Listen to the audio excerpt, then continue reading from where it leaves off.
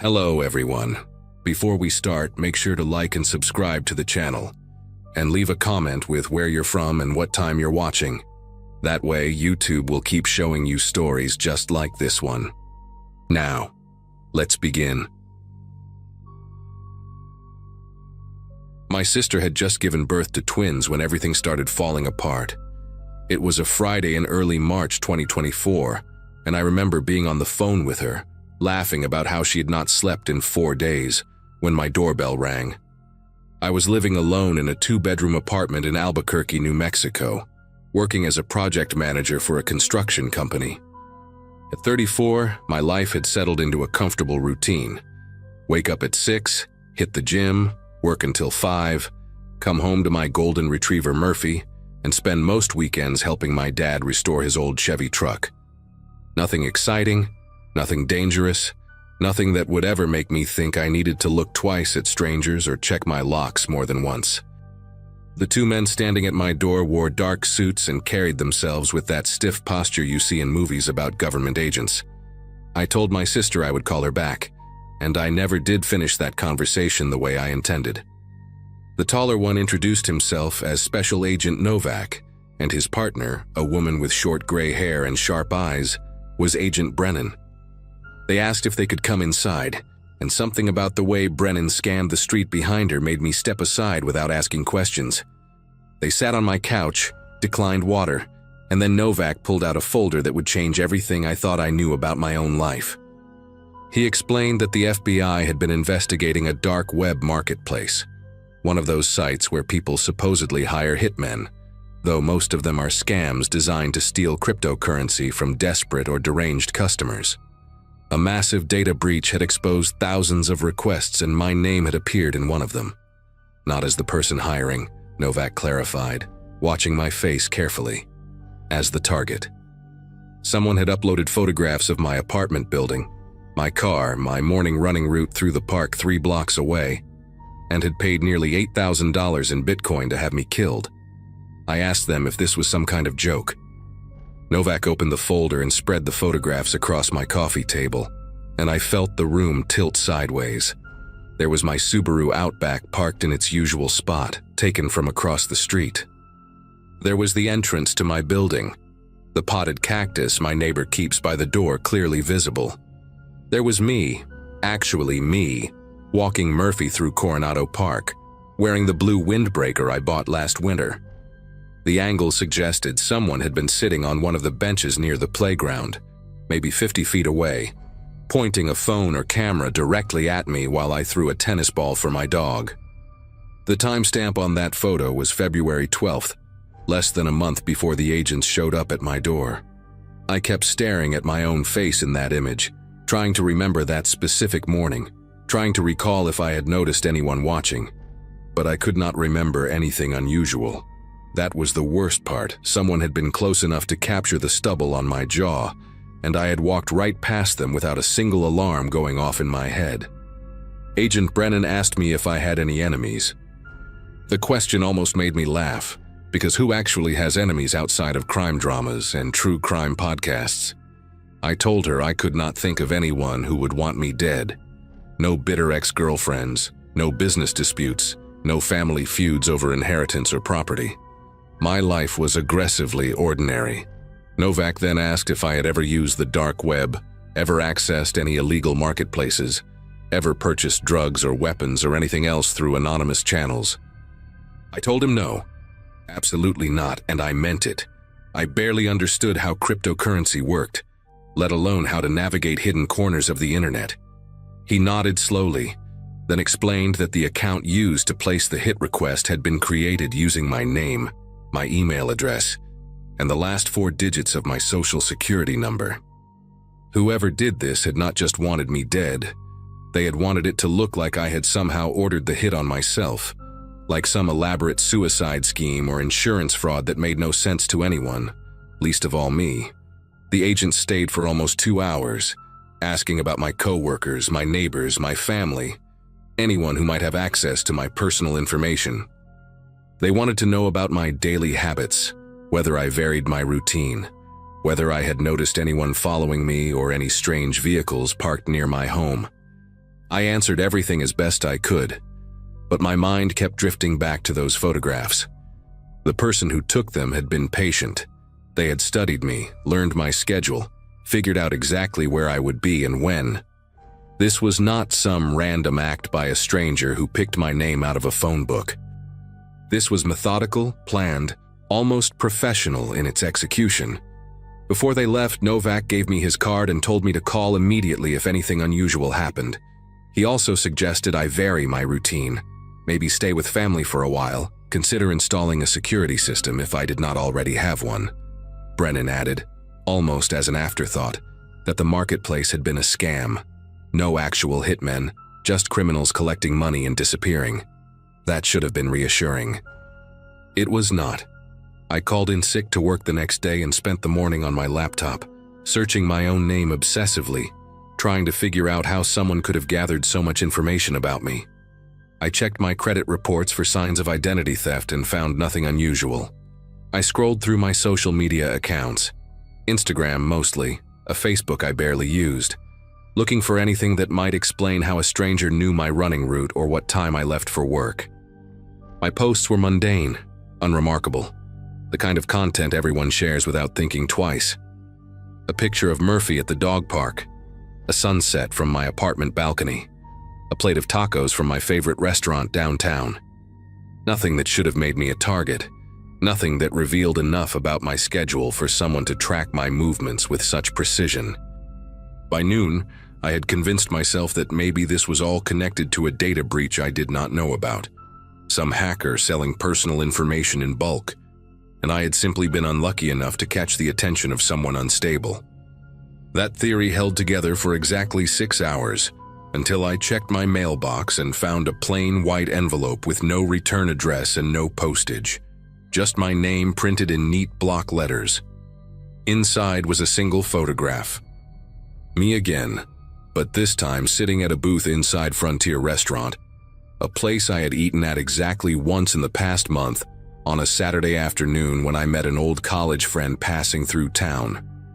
The photo was taken from somewhere near the entrance, probably through the window, and it captured me mid-laugh, a half-eaten burrito on the plate in front of me. On the back of the photograph, someone had written a single sentence in the same neat handwriting. "You should chew slower." I read those words maybe 15 times, trying to make sense of them, trying to understand what kind of person watches a stranger eat lunch and then delivers a cryptic message about chewing speed. My first instinct was to call Agent Novak, and I did, leaving a frantic voicemail because he did not pick up. My second instinct was to walk through my apartment checking every window lock, every door, every possible entry point. Murphy followed me from room to room, wagging his tail like this was some new game, completely unaware that his owner was quietly losing his grip on reality. I barely slept that night, sitting up in bed with the lights on, listening to every creak and groan of the building settling around me. Novak called me back the following morning and asked me to bring the envelope and photograph to the FBI field office downtown.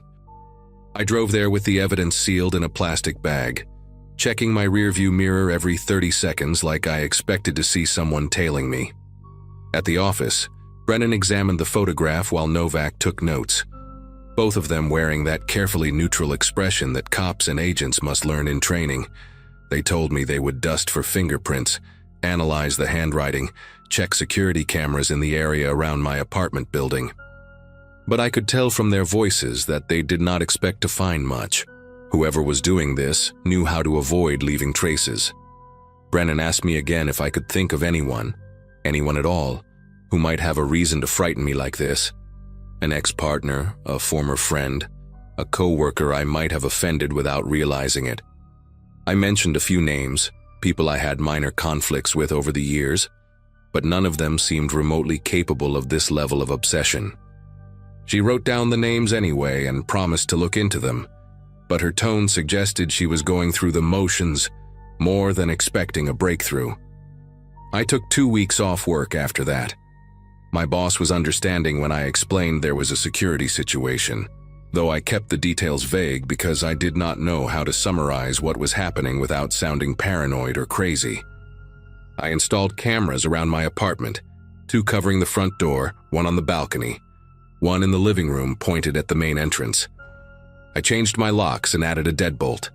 I started parking in different spots each day and taking alternate routes whenever I left the building. Murphy and I stopped going to Coronado Park entirely, instead driving 20 minutes to a different part of town where I could walk him without feeling like prey in an open field. Every stranger became suspicious. The woman reading a book on a bench, the guy in the pickup truck parked across the street, the jogger who passed me twice on the same path. I analyzed faces, memorized license plates, looked for patterns that might reveal who was watching. The paranoia was exhausting, but I could not turn it off, not when I knew for certain that someone out there had documented my life in photographs and decided I was worth $8,000 dead. The second envelope arrived exactly 1 week after the first. Same handwriting, same lack of postage.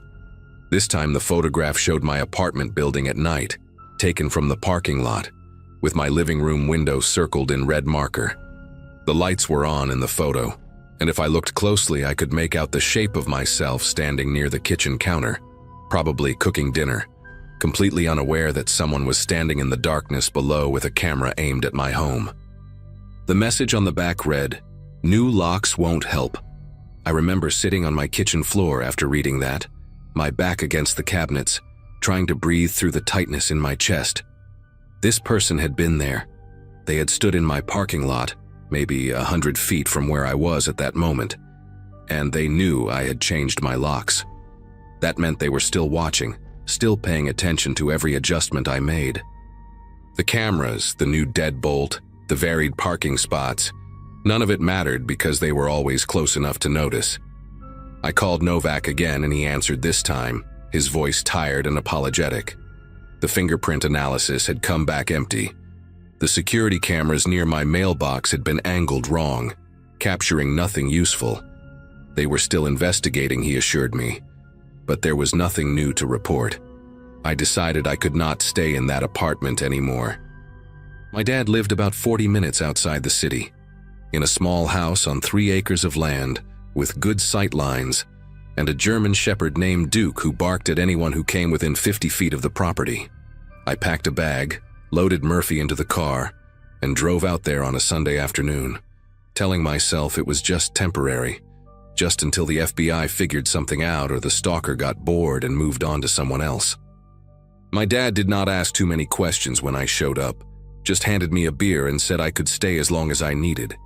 He was a retired electrician, practical and calm, the kind of man who fixed problems instead of worrying about them. That night, sitting on his back porch watching the sun go down over the desert, I felt something close to safe for the first time in weeks. The property was isolated, hard to approach without being noticed, and Duke patrolled the perimeter like he was bred for exactly this purpose. I let myself believe just for a moment that maybe I had outmaneuvered whoever was doing this. Maybe distance was the answer. Maybe they would lose interest now that I was no longer following my predictable routine in the city. That belief lasted until Wednesday morning. I had just finished breakfast and was helping my dad replace a fence post in the back pasture when I noticed something stuck to the windshield of my Subaru, parked in the driveway near the house. At first I thought it was a flyer, some advertisement that had blown in from the road, but as I got closer my legs almost gave out beneath me. It was another envelope, same white paper, same block letters spelling my name. Inside was a photograph of my father's house, taken from the road at the edge of the property, with the kitchen window visible and 2 figures standing inside, me and my dad, drinking coffee that very morning. The message on the back was longer this time. "Family is nice, shame to involve them." I stood there in the driveway, the desert wind pulling at my shirt, and I understood something with horrible clarity. This person was not going to stop. They had followed me 40 minutes outside the city to a location I had never mentioned to anyone except my sister and my boss.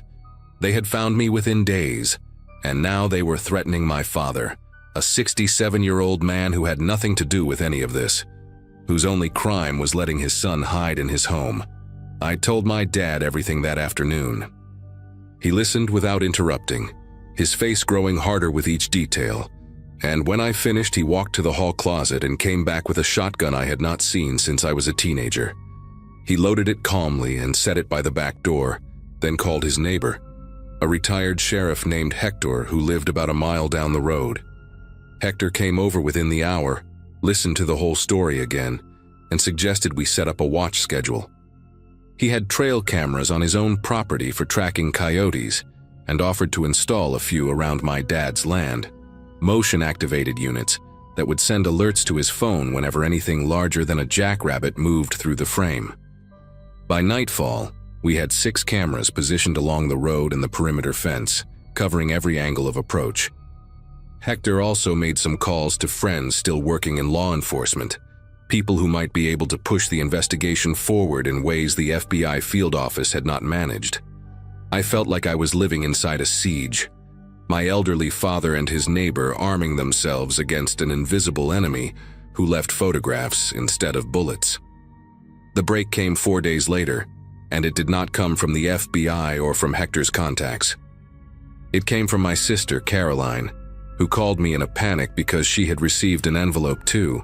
Same handwriting, same block letters, delivered to her home in Denver where she was recovering from giving birth to her twins. The photograph inside showed me standing in my dad's driveway, holding the previous envelope, my face frozen in that moment of realization. But Caroline, being Caroline, did something I had not thought to do. She checked her doorbell camera footage and found a clear image of the person who had placed the envelope in her mailbox. It was a man, average height, wearing a gray hoodie and jeans, his face partially visible as he turned away from the camera. She sent the image to me, and I forwarded it immediately to Agent Novak, who ran it through their facial recognition database. The match came back within 24 hours. His name was Theodore Sills, 41 years old, a former IT contractor who had worked briefly for my construction company almost 3 years earlier. I had never spoken to him directly, had no memory of his face, had probably passed him in the hallway without a second glance. But according to the FBI's investigation, Sills had been fired for accessing employee files without authorization, and somewhere in his twisted mind, he had decided that I was responsible for his termination. They arrested Theodore Sills at his apartment in Las Cruces on a Saturday morning, 2 weeks after my sister captured his face on camera. Inside his home, they found what Novak later described as a shrine. Hundreds of photographs of me printed and pinned to a corkboard, handwritten notes detailing my schedule going back almost 18 months, maps of Albuquerque with my regular locations circled in red, and a journal filled with rambling entries about how I had ruined his career and deserved to suffer. He had never intended to actually kill me, the agents concluded. The dark web hit request was theater, a way to terrify me while maintaining plausible deniability, a game designed by someone who wanted to watch me unravel from a safe distance. Sills was charged with stalking, criminal harassment, identity theft, and making terroristic threats. He is currently awaiting trial, denied bail after a judge determined he posed an ongoing risk. I moved back to my apartment eventually, though I still flinch when I check my mailbox, and I probably always will. My dad kept the trail cameras, says they help him sleep better at night. Caroline installed a security system and taught her husband how to check the footage every evening before bed. We are all different now, more careful, more aware of how easily a stranger can insert themselves into your life without you ever noticing. I still do not understand why Sills chose me specifically, why my face in a hallway 3 years ago sparked something so dark and obsessive in his mind. Some questions do not have answers that make sense.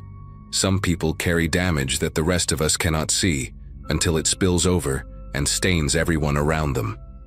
All I know for certain is that for 3 weeks in the spring of 2024, I learned what it feels like to be hunted by someone who knows everything about you, and I will never take my ordinary, boring, predictable life for granted again.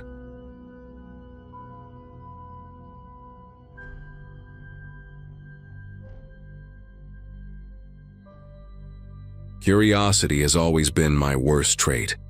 My wife Bethany used to joke that I would be the guy who dies first in a horror movie, because I just had to open that door, just had to check what was making that noise. She was not wrong. By the time I graduated college back in 2015, I had already gone through 3 laptops trying to learn about things most people never think about: how to access parts of the internet that do not show up on Google, what kind of markets exist in the shadows, who sells what to whom when there are no rules. It was never about buying anything. I worked as an IT consultant for a mid-sized insurance company in Milwaukee, made decent money, paid my taxes. But at night, after Bethany went to sleep, I would sit in our spare bedroom with a VPN running and Tor open, just exploring, just looking. That was what I told myself anyway. I was a tourist in someone else's nightmare, and tourists always think they can leave whenever they want. It was a Thursday in March of 2022 when I found it. The temperature outside had dropped to single digits, and our old Victorian house creaked and groaned against the wind like it was trying to warn me about something. Bethany was visiting her mother in Arizona for the week, so I had the place to myself, just me, the hum of my computer fans, and a mug of cold coffee I kept forgetting to drink. I had been browsing a forum that specialized in exotic animal trade, the kind of place where people discussed buying tiger cubs or rare birds smuggled out of South America. Disgusting stuff, but nothing I had not seen before in my years of digital wandering. There was a thread buried near the bottom of the page with a strange title: Premium Cuts, Verified Suppliers Only. At first glance, it seemed like another subsection about rare meats, bush meat, endangered species, that sort of illegal but ultimately unsurprising content. I clicked it without thinking much, the same way you might click any link that catches your eye. That single click would become the thing I regret most in my entire life. The forum looked different from the main page I'd been browsing. The layout was stripped down, almost primitive. Black background, gray text, no images visible at first. There were maybe 40 or 50 usernames listed as active members, each one a string of random letters and numbers that meant nothing on their own. The first few posts seemed to confirm my initial assumption. People discussing the logistics of shipping product across state lines, debates about the quality of different cuts, complaints about delivery times and packaging. Someone with the username X7R4N mentioned that their last shipment from the farm in Nevada had arrived in poor condition, and another user responded with advice about temperature control during transit. I scrolled through these conversations with the detached interest of someone watching a documentary about a world they would never enter. These people were criminals, sure, but they were just poachers and smugglers dealing in animal parts. Sad and illegal, but not exactly shocking. Then I noticed the way they talked about weights and measurements, and something in my chest began to tighten. The weights were wrong for animals. Someone requested a young female, preferably under 90 pounds, healthy teeth. Another user offered 2 males, early development stage from the Midwest collection point. A moderator posted guidelines about how to photograph inventory without showing identifying features, and specified that faces should be obscured but body conditions should be visible for quality assessment. I read those words 3 times before my brain allowed me to understand what they actually meant. These people were not talking about animals. They were not talking about exotic meats or bushmeat, or anything that had ever walked on 4 legs. I pushed back from my desk so hard that my chair slammed into the wall behind me. My mouth had gone completely dry, and I could hear my own heartbeat pounding in my ears like a drum that someone was playing too fast. I wanted to close the browser. I wanted to shut down my computer and go downstairs and watch television and pretend I had never seen any of this. But I did not do any of those things. Instead, I kept reading. There was an archived section of the forum that contained posts dating back several years. The moderators had organized everything into categories with labels that made my stomach churn: available inventory, successful deliveries, supplier reviews, and one folder simply titled Retired Stock. I clicked on the archives with the kind of compulsion that I imagine drives people to look at car accidents on the highway. You know you should not. You know it will haunt you. But some part of your brain needs to see it anyway. The oldest posts used even more coded language than the recent ones, referring to livestock and breeding potential and shelf life. But as I read through months and months of conversations, I started to recognize patterns. Suppliers talked about acquisition costs in certain geographic areas.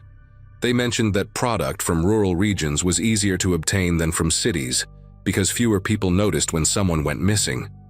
One user with the handle Farmhand61 complained that the young ones from the foster system were becoming harder to source because of increased oversight.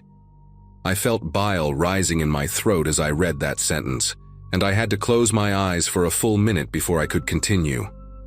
The thing that finally broke something inside me was a photograph. Most of the images on the forum were blocked or deleted, replaced with text that said, "Image removed for security." But in one archived thread from 2018, someone had posted a picture that the moderators had apparently missed. It showed a room with concrete walls and a drain in the floor, the kind of industrial setup you might see in a meat processing plant. There were no people in the photograph, nothing explicitly violent or graphic. Just that empty room with its harsh fluorescent lighting and a metal table in the center, positioned directly over the drain. The table had leather straps attached to its sides. Below the photograph, a user had commented, "New facility looking clean. Should increase processing capacity by 40% this quarter." I stared at that image until my vision blurred, trying to convince myself that it could be something else, anything else. A veterinary clinic, a butcher shop, some kind of legitimate industrial space that just happened to look like a scene from my worst nightmares. But I knew what I was looking at. I knew exactly what that room was designed for, and I knew that real human beings had been brought there against their will. I should have stopped there. I should have taken screenshots, contacted the FBI, and walked away from my computer forever. But something else had caught my attention in the archived threads. References to specific locations and dates that seemed too detailed to be random. A user called Transit9 had posted about a pickup near a truck stop outside of Tucson in November of 2017. Another mentioned a batch that had been processed in a rural area of eastern Missouri the following spring. These were not vague comments. They included highway numbers, approximate mileage from major cities, and sometimes even weather conditions on the day of the operations. My hands moved to my keyboard almost without my permission, and I opened a new browser window, a regular one this time, not running through Tor. I typed the date and location from the Tucson Post into a news search. It took me less than 30 seconds to find an article about a missing 17-year-old girl named Brittany Saunders, who had last been seen at a gas station along that exact stretch of highway, just 2 days before the forum post was made. Her case was still unsolved, her family was still looking for her, and someone on that forum had referred to her as fresh product, minimal transport damage. I spent the next 4 hours cross-referencing forum posts with missing persons databases. By the time the sun started coming up through my office window, I had matched 7 different discussions to real disappearances. A 19-year-old boy from rural Kansas who vanished while walking home from his night shift at a warehouse. Twin sisters from a small town in Minnesota who went missing during a family camping trip. A homeless woman in her 20s whose case had barely made the local news in Albuquerque. Each time, the forum posts lined up with the locations and time frames in ways that could not be coincidental.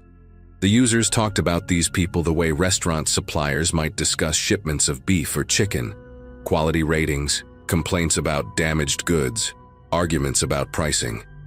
One thread contained a detailed review of a supplier who operated somewhere in the Great Lakes region, praising his ability to acquire clean product with no prior documentation. I realized with a sickening clarity that they meant people who would not be missed. Runaways, homeless individuals, undocumented immigrants, people whose disappearances would never make national headlines, whose faces would never appear on primetime news segments. The system was designed to target the invisible, and it had been operating for years right beneath the surface of the world I thought I knew. By mid-morning, I had compiled a document with everything I had found. screenshots of forum posts, links to news articles about the missing persons cases, a timeline showing how the dates matched up. My eyes burned from staring at the screen all night, and my body ached from sitting in the same position for hours without moving. I had not eaten anything since dinner the previous evening, but the thought of food made me physically ill. I saved the document to an encrypted folder, and then sat there for a long time, trying to figure out what to do next. Calling the local police seemed pointless. This was clearly something that spanned multiple states, maybe even multiple countries. The FBI had a tip line for crimes like this, but I had no idea how to explain what I had found without also explaining how I had found it. Would they take me seriously, or would they treat me as a suspect? I had spent years poking around in corners of the internet where illegal things happened. My browsing history alone could probably get me flagged by a dozen different agencies. But I kept thinking about Brittany Saunders, about her photograph in that news article. A senior portrait with a bright smile and a blue background. The kind of picture that ends up on missing posters and milk cartons. Someone on that forum had called her fresh product. Someone had weighed her like meat and assigned her a price. I picked up my phone and dialed the FBI tip line before I could talk myself out of it. The woman who answered sounded tired, like she had already taken 100 calls that morning and expected 100 more before lunch. I told her I had found something online that I believed was connected to human trafficking. She asked me a series of questions in a flat, professional voice. What website? How did I access it? What specifically did I observe? I answered as clearly as I could, though my voice kept cracking in places where I had to describe the content of the forum posts. When I mentioned that I had matched some of the discussions to real missing persons cases, her tone shifted slightly, not quite interested, but more alert. She took down my name and contact information and told me that someone from the cyber division would be in touch within 48 hours. Then she thanked me for calling, and the line went dead. I sat there holding my phone for several minutes, unsure whether I had just done something brave or something incredibly stupid. The forum was still open on my computer screen, those gray letters glowing against the black background like a warning I had ignored. I closed the browser without looking at it again and went downstairs to make coffee, my legs unsteady beneath me like I had just stepped off a boat after weeks at sea. The FBI did call back, though it took them 5 days instead of 48 hours. A man named Special Agent Thornberry asked me to come to their field office in downtown Milwaukee to give a formal statement and hand over the files I had compiled. I spent 3 hours in a gray room with fluorescent lights, answering questions from 2 agents who treated me with a mixture of professional courtesy and barely concealed suspicion. They wanted to know how I had accessed the forum, what other dark websites I had visited, whether I had ever purchased anything illegal online. I answered everything truthfully, including the parts that made me look bad.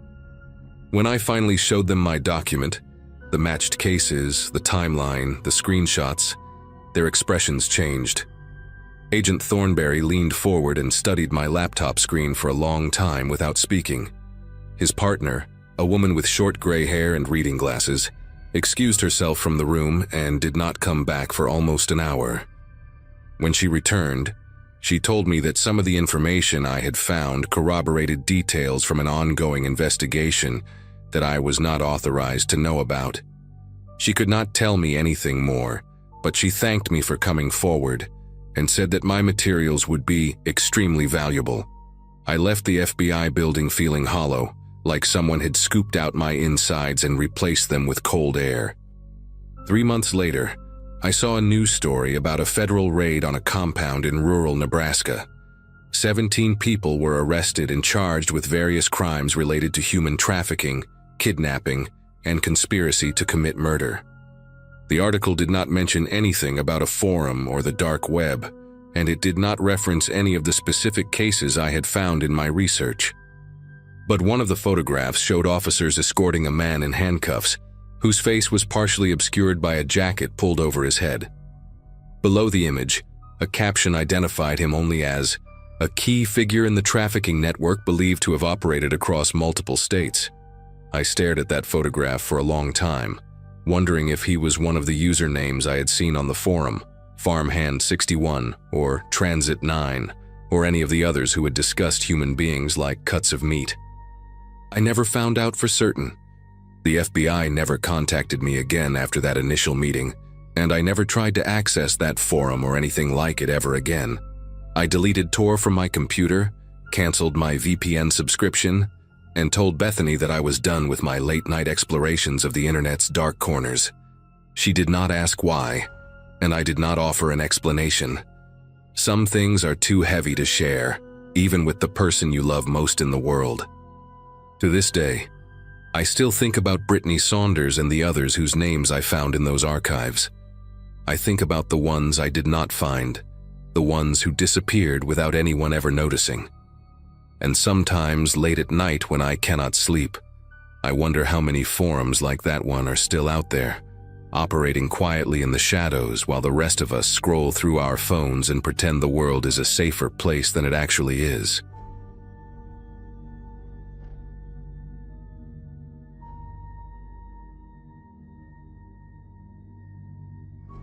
My buddy Owen and I had just finished our junior year in the cybersecurity program at a small college in Michigan when we came up with what we thought was a brilliant idea for our summer research project.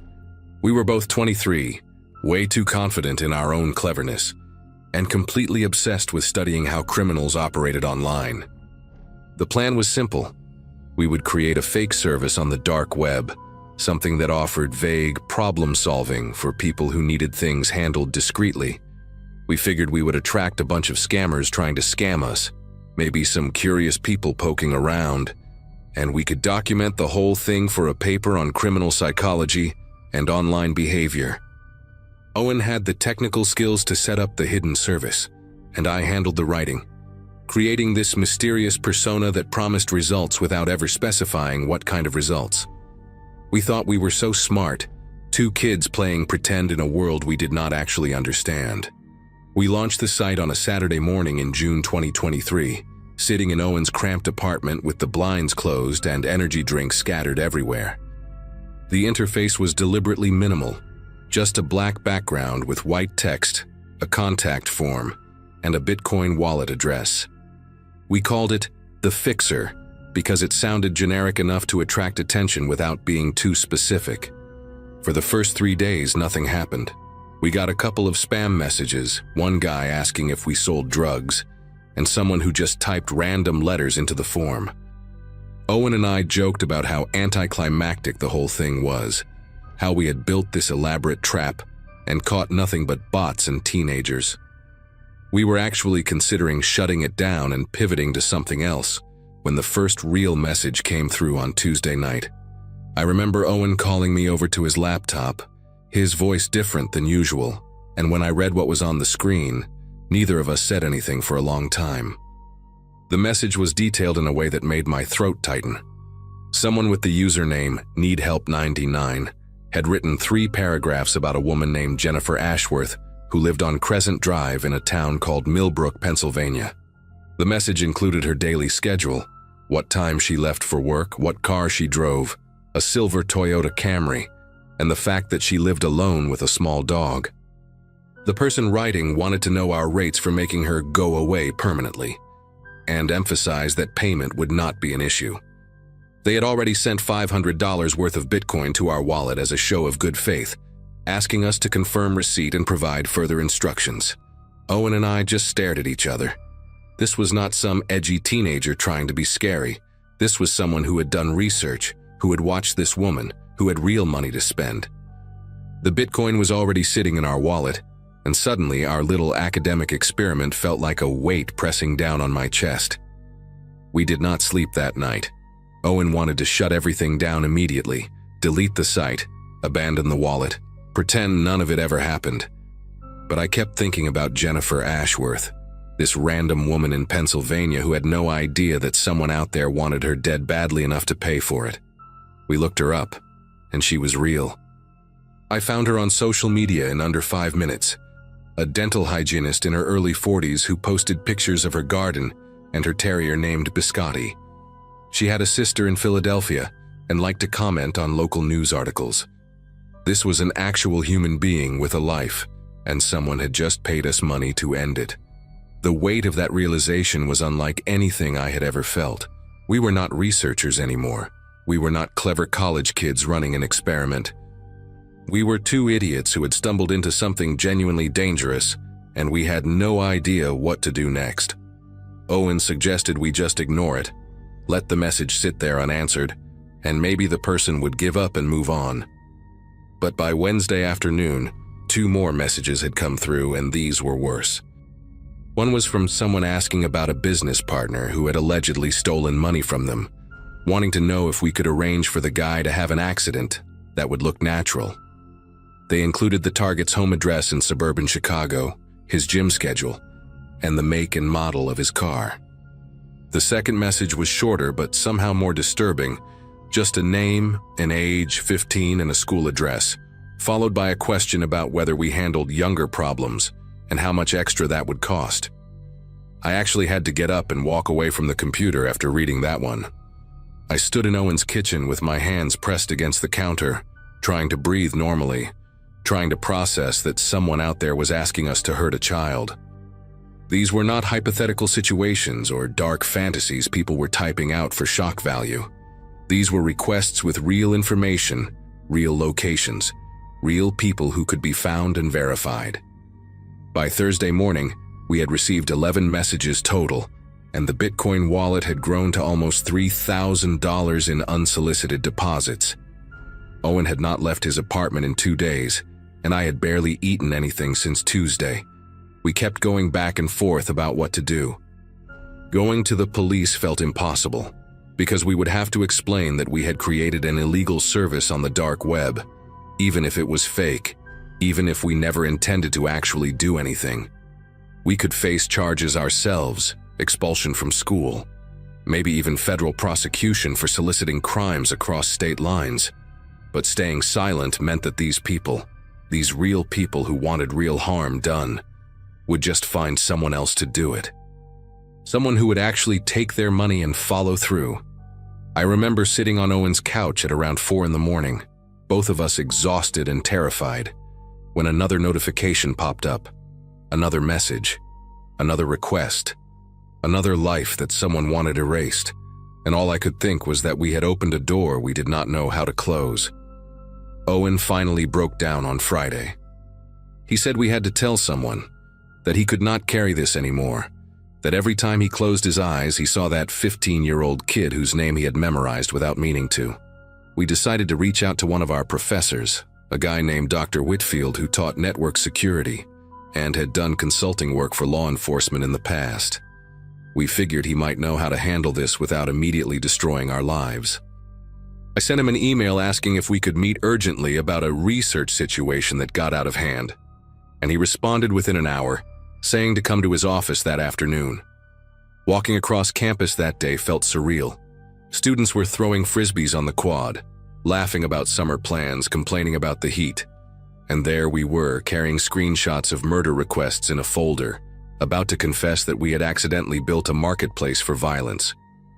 I kept looking at people's faces and wondering how many of them had dark thoughts they never acted on, and how many were like the people messaging us, just waiting for the right opportunity. Dr. Whitfield listened to everything without interrupting. We showed him the messages, the wallet balance, the details people had provided about their intended victims. When we finished, he sat back in his chair and rubbed his face with both hands, and for a long moment he did not say anything. Then he told us something I will never forget. He said that what we had stumbled into was not unusual, that the dark web was full of services exactly like the one we had created, and that law enforcement knew most of them were scams or honeypots. But the people sending those messages did not know that. To them, our fake service was real, and their intentions were real, and the money they sent was real. He said we had 2 options: shut everything down and hope nothing came of it, or work with him to hand the information over to the FBI through proper channels that might protect our identities. He could not promise anything, but he knew people who handled these cases. Owen and I looked at each other, and for the first time in days, I felt like maybe there was a way out of this nightmare. We agreed to let Whitfield make the calls. He told us to keep the site running for now, to not respond to any messages, and to document everything that came in. The FBI would want as much data as possible, and shutting down prematurely could spook the people who had already made contact. That weekend was the longest of my life. I went back to my own apartment, but I could not stop checking my phone, waiting for updates from Owen about new messages. They kept coming. A woman in Texas wanting her ex-husband dealt with before their custody hearing. A guy in Minnesota asking about pricing for surveillance and intimidation of a coworker. Someone offering $10,000 for a clean job on a landlord who was trying to evict them. Each message was a window into a life I never wanted to see, a person who had decided that violence was a reasonable solution to their problems. I started having trouble distinguishing between sleep and waking because the same thoughts cycled through my head constantly. How many of these people would actually go through with something if they found a real service? How many already had? On Monday, Whitfield called us back to his office and introduced us to 2 federal agents who had driven up from Detroit. They were calm and professional, not at all what I expected, and they treated us more like witnesses than criminals.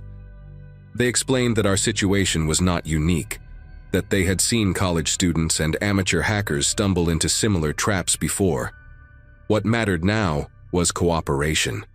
They took copies of everything, the messages, the wallet addresses, the server logs that Owen had meticulously kept. One of the agents, a woman with short gray hair whose name I never caught, told us that at least 3 of the requests we received matched ongoing investigations. Real cases with real suspects who had been looking for exactly the kind of service we pretended to offer. She said our data could help build cases against people who might otherwise never face consequences. I should have felt relieved, but instead, I just felt hollow. These were not abstract criminals. These were regular people with jobs and families who had typed out requests to have other human beings killed, and they were everywhere. The agents told us to take down the site that same day, and Owen did it right there in Whitfield's office. I watched him type the commands, watched the server go dark, and felt nothing close to closure. We were told not to discuss the case with anyone, that we might be called as witnesses if any prosecutions moved forward, and that our identities would be protected as much as possible. They thanked us for coming forward and said we had done the right thing, but those words felt empty. We had not done the right thing. We had done a stupid, reckless thing that happened to produce useful information by accident. The agents left. Whitfield told us to take care of ourselves, and Owen and I walked out of that building into the summer heat without saying a word to each other. I remember the sunlight feeling offensive somehow, too bright and too normal for what we had just been through. We parted ways at the edge of campus, and I did not see Owen again for almost 2 weeks. Neither of us knew how to talk about it. That was over a year ago now. I finished my degree, got a job at a small IT firm, and moved to a different state. Owen and I text sometimes, but we never bring up that summer. The FBI contacted me once, about 6 months after everything happened, to let me know that 2 arrests had been made in connection with information we provided. They did not give me details, just said that our cooperation had helped. I should feel good about that, I guess, but mostly I just feel different. I look at people differently now. The guy behind me in line at the grocery store, the woman walking her dog past my apartment, the coworker who complains about his divorce every day at lunch. I wonder which of them has thought about crossing a line they can never come back from. I wonder how many people out there right now are typing messages into dark corners of the internet, looking for someone to solve their problems permanently. We ran that site for less than a week, and we received over 30 requests. 30 people willing to pay money to have someone hurt or killed, and that was just our tiny fake operation in one small corner of the web. I do not sleep well anymore. I probably never will again.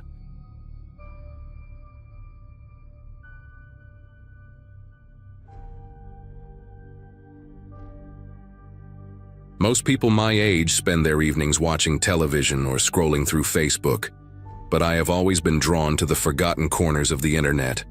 I work as a digital archivist for the county library system in Albuquerque. A job that sounds boring until you realize it gives you access to tools and knowledge that most civilians never encounter. My daughter left for college in Arizona back in 2018, the same year my husband started traveling 3 weeks out of every month for his consulting firm, and suddenly, I had more empty hours than I knew what to do with. That was when I taught myself to navigate the deep web. It began as professional curiosity. I was trying to recover old community forums that had disappeared when their servers went offline, preserving digital history that would otherwise be lost forever. I learned how to use Tor, how to read onion addresses, how to trace the ghosts of websites through mirror sites and archive services. My coworkers joked that I was becoming obsessed. They had no idea how right they were. On a Wednesday night in early March, I found something that I cannot stop thinking about even now, months later. I had been following a trail of dead links for hours, starting with an old photography forum from 2004 and bouncing between archive mirrors until I barely remembered where I had begun. That was when the page loaded, a personal blog that looked like it belonged to another era entirely. Plain white background, Times New Roman font, no header images or sidebars or any of the things modern websites have. The URL was a meaningless string of letters and numbers, the kind that gets auto-generated when someone does not bother choosing a real address. What caught my attention was the date on the most recent post, just 3 weeks earlier. Everything about the site screamed early 2000s, yet someone was still updating it. The post was titled, "Lessons from February," and I assumed it would be the usual self-help nonsense or amateur creative writing. I scrolled down and started reading, and within 30 seconds I felt my entire body go rigid in my chair. The writing style was fragmented, almost stream of consciousness, like someone jotting down thoughts without any intention of making them coherent. The first entry talked about mistakes and lessons learned, phrases that seemed innocent enough on their own. But the context was all wrong. The author wrote about someone who did not cooperate and how frustrating that had been, how it had forced a change in plans. There were references to timing, to patience, to the importance of observation. Between the blocks of text, there were photographs, not of people but of objects.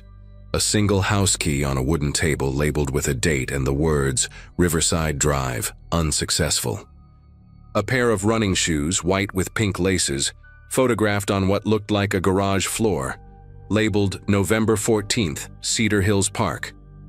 A silver bracelet with a small charm in the shape of a butterfly, resting on a dark surface I could not identify, labeled only with a date from January. I kept scrolling, my mouth dry, telling myself there had to be an innocent explanation. Maybe this was some kind of art project, a fictional horror blog meant to unsettle visitors. People create things like that all the time, but the deeper I went, the harder it became to convince myself this was fiction. The entries spanned almost 2 years, and they followed a pattern that made my skin prickle. The author would write about watching someone, learning their schedule, noting when they left for work and when they came home. Then there would be a gap of a few weeks, followed by a post about what went wrong or what went right. The language was clinical, detached, like someone reviewing their own performance. She was more alert than expected, had to abort. The window was a better access point than the door. Next time I need to account for neighbors who keep irregular hours.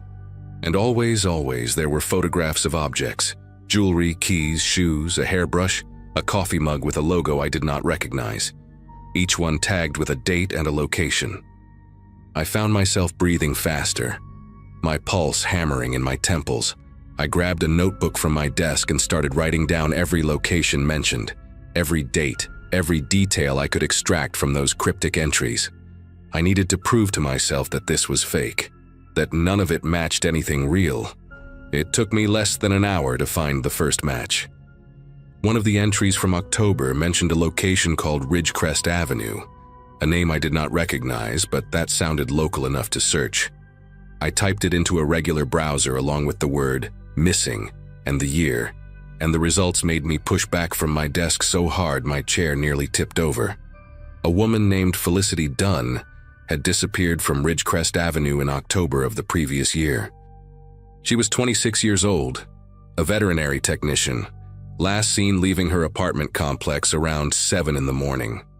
Her car was found parked at a trailhead 15 miles outside of town, but she was never located. The case was still open. I pulled up every news article I could find about her, scanning for details, and then I went back to the blog and read that October entry again. The author mentioned watching someone who walked a small dog every evening, someone who kept her blinds open, someone who drove a dark blue sedan. Felicity Dunn owned a Chihuahua mix named Peanut. She lived in a ground floor unit. Her missing person flyer showed her standing next to a navy blue Mazda. I sat in my chair, unable to move, reading those two sources side by side until the words blurred together. I wanted to believe it was coincidence. Ridgecrest Avenue is not an uncommon street name, and plenty of young women have small dogs and dark sedans. But something in my gut knew better. I went back to the blog and found the photograph attached to that October entry.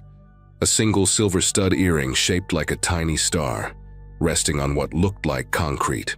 I searched for more images of Felicity Dunn and found an Instagram account her family had kept public as part of the search efforts.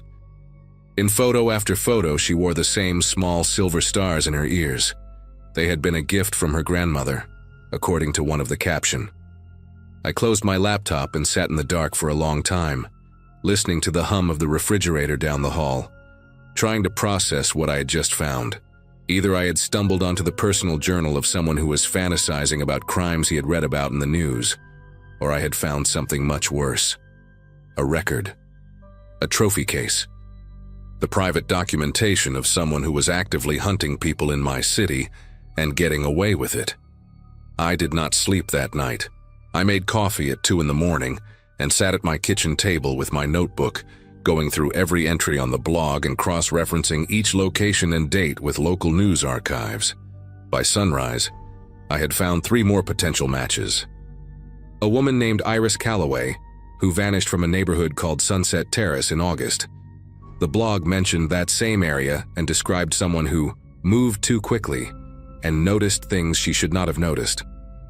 A college student named Brooke Ellison who disappeared from near the university campus in December. Her backpack found abandoned in an alley behind a coffee shop. The blog had an entry from that same week about a near miss and the difficulty of working in areas with too many witnesses. And most disturbingly, a Jane Doe case from the previous spring.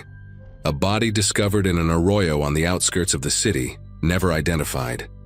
The blog entry from that period talked about finishing what was started and included a photograph of a thin gold necklace with a broken clasp.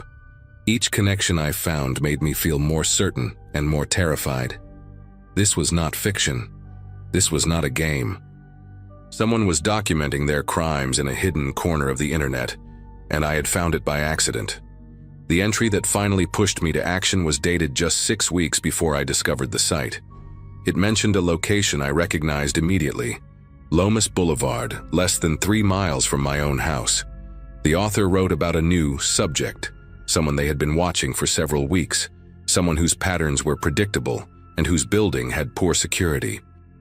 There was a photograph of a keychain, a small leather strap with a brass initial charm, the letter K, and a note about how easy it had been to make a copy while the subject was distracted at a laundromat. I searched for recent missing persons reports from that area and found nothing, which should have been a relief but instead filled me with dread. The blog entry was recent. The author was still watching. Whoever owned that keychain might still be alive, still going about their daily routine, completely unaware that someone had copied their key and was waiting for the right moment. I could not just sit on this information.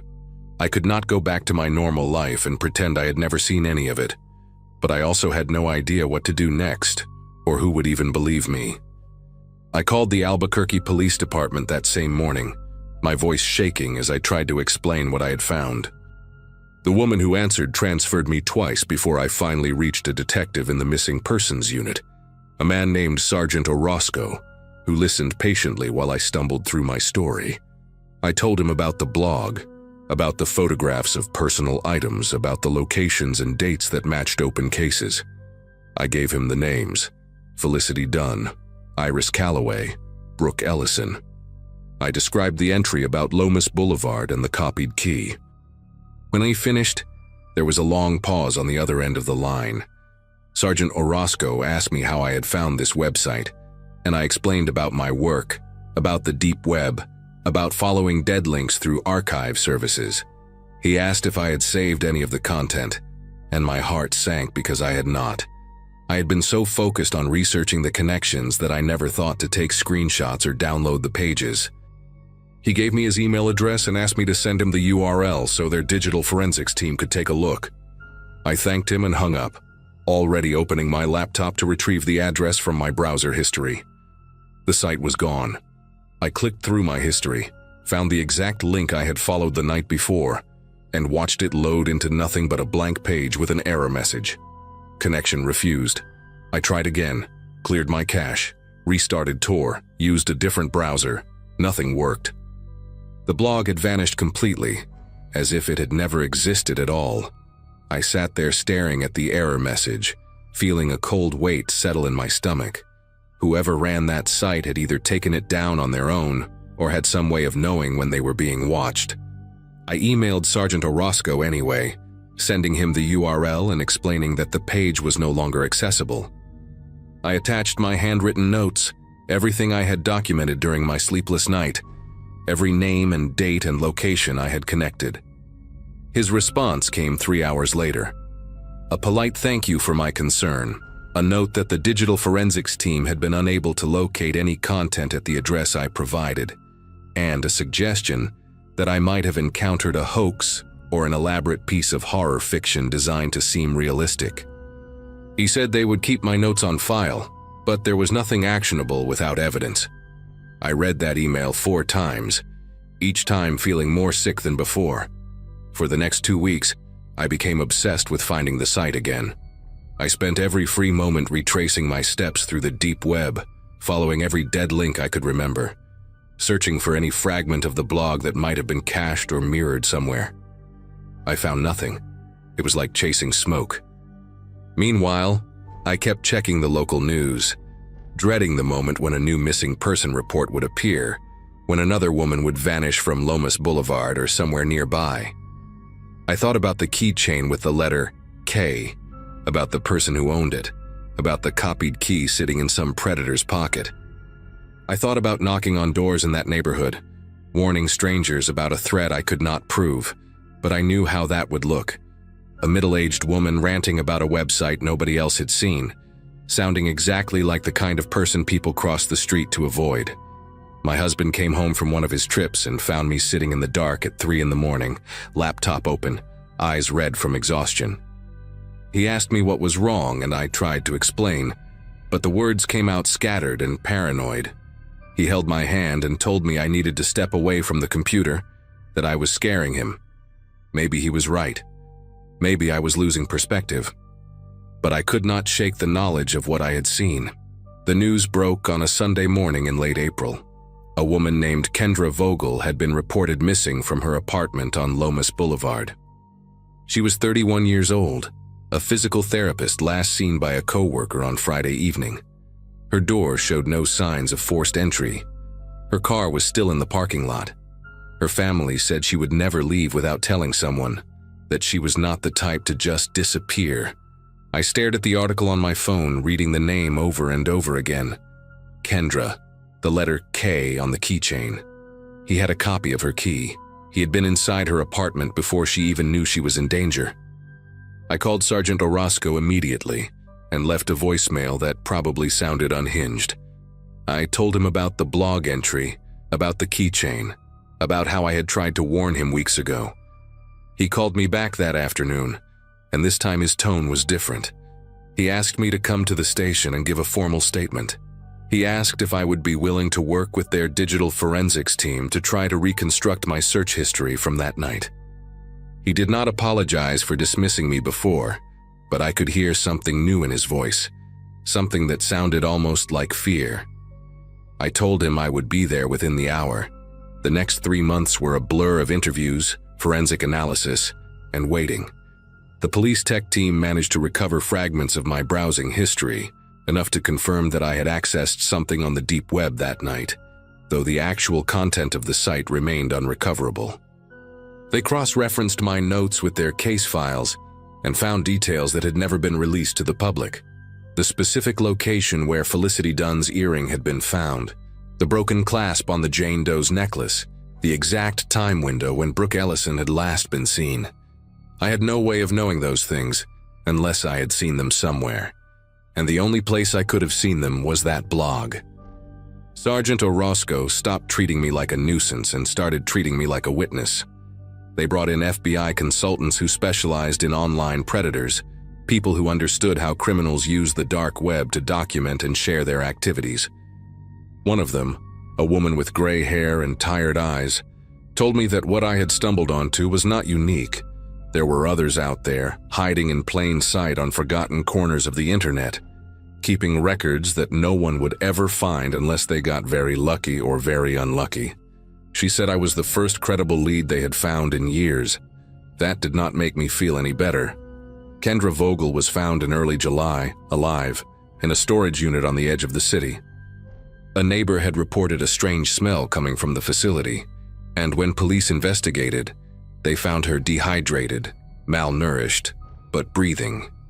She had been held there for almost 2 months. The man who took her was a 43-year-old electrician named Russell Embry, someone with no prior criminal record, someone who had lived in Albuquerque his entire life without attracting any attention. They caught him because he made a mistake. He used a credit card registered to his real name to pay for the storage unit, a lapse in judgment after years of careful planning. When they searched his house, they found a laptop with an encrypted partition containing hundreds of photographs, journal entries, and detailed notes about women he had watched, approached, and in some cases taken. The blog I had found was just one of several he maintained, rotating between addresses, deleting and recreating them whenever he sensed scrutiny. He had been doing this for over a decade. Felicity Dunn, Iris Calloway, Brooke Ellison. They found evidence connected to all of them. Some of them they found remains. I try not to think about that part too much. Russell Embry is currently awaiting trial on multiple counts of kidnapping, assault, and murder. The prosecutors say it will take years to work through all the evidence, to identify every victim, to build cases strong enough to ensure he never sees the outside of a prison again. Kendra Vogel survived, but from what I have heard, she moved out of state and does not speak to anyone about what happened to her during those 2 months. I understand that. Some experiences change you in ways that words cannot capture. I still work at the library, still spend my evenings cataloging old documents and preserving digital history, but I do not explore the deep web anymore. I cannot bring myself to open Tor or follow dead links or wonder what might be hiding just beyond the reach of normal search engines. Sometimes at night, when my husband is asleep and the house is quiet, I think about that blog and the plain white background and the photographs of objects that belong to women who would never come home. I think about how close I came to dismissing it as fiction, how easily I could have clicked away and never thought about it again. I think about the entry for Lomas Boulevard, about the keychain with the letter K, about the weeks I spent trying to warn someone while a woman sat in a storage unit waiting to die. The FBI agent told me I helped save a life, and maybe that is true. But I also know that I found that site by accident, that Russell Embry had been operating for over 10 years before anyone stumbled onto his records, and that there are others out there just like him, patient, careful, invisible, keeping their own journals in the forgotten corners of the internet, waiting for someone to make a mistake. I check my locks 3 times every night now. I installed cameras on every door, and I never, ever leave my blinds open after dark.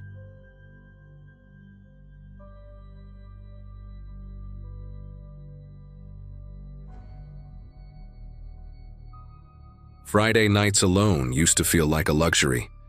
Ben, my husband, was away at a work conference until Sunday, and I had the whole house to myself at the end of Oakdale Drive, a quiet cul-de-sac in a small Michigan town where the most exciting thing that happens is someone getting a new mailbox. I had finished my shows, scrolled through every app on my phone, and was on my second glass of Cabernet when I remembered something my coworker Stephanie mentioned during lunch that week. Her brother had apparently been exploring the deep web and found some disturbing forums there. She made it sound like this forbidden corner of the internet that regular people never see. I got my laptop, started searching for tutorials, and after about an hour I managed to download a Tor browser and figure out how it worked. Most of the links I clicked were garbage, broken pages, stuff in languages I could not read. But then I found this one forum that loaded perfectly, and I wished to God it had been broken too. The forum looked ancient, like something from the early 2000s, with a dark background and plain white text. No fancy graphics, no logos, just threads and usernames that were random strings of numbers and letters. I scrolled through the main page and my curiosity turned into something else entirely. There were threads about things I do not even want to type out.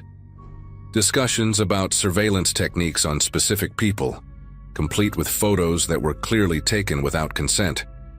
Guides on how to find personal information from social media profiles.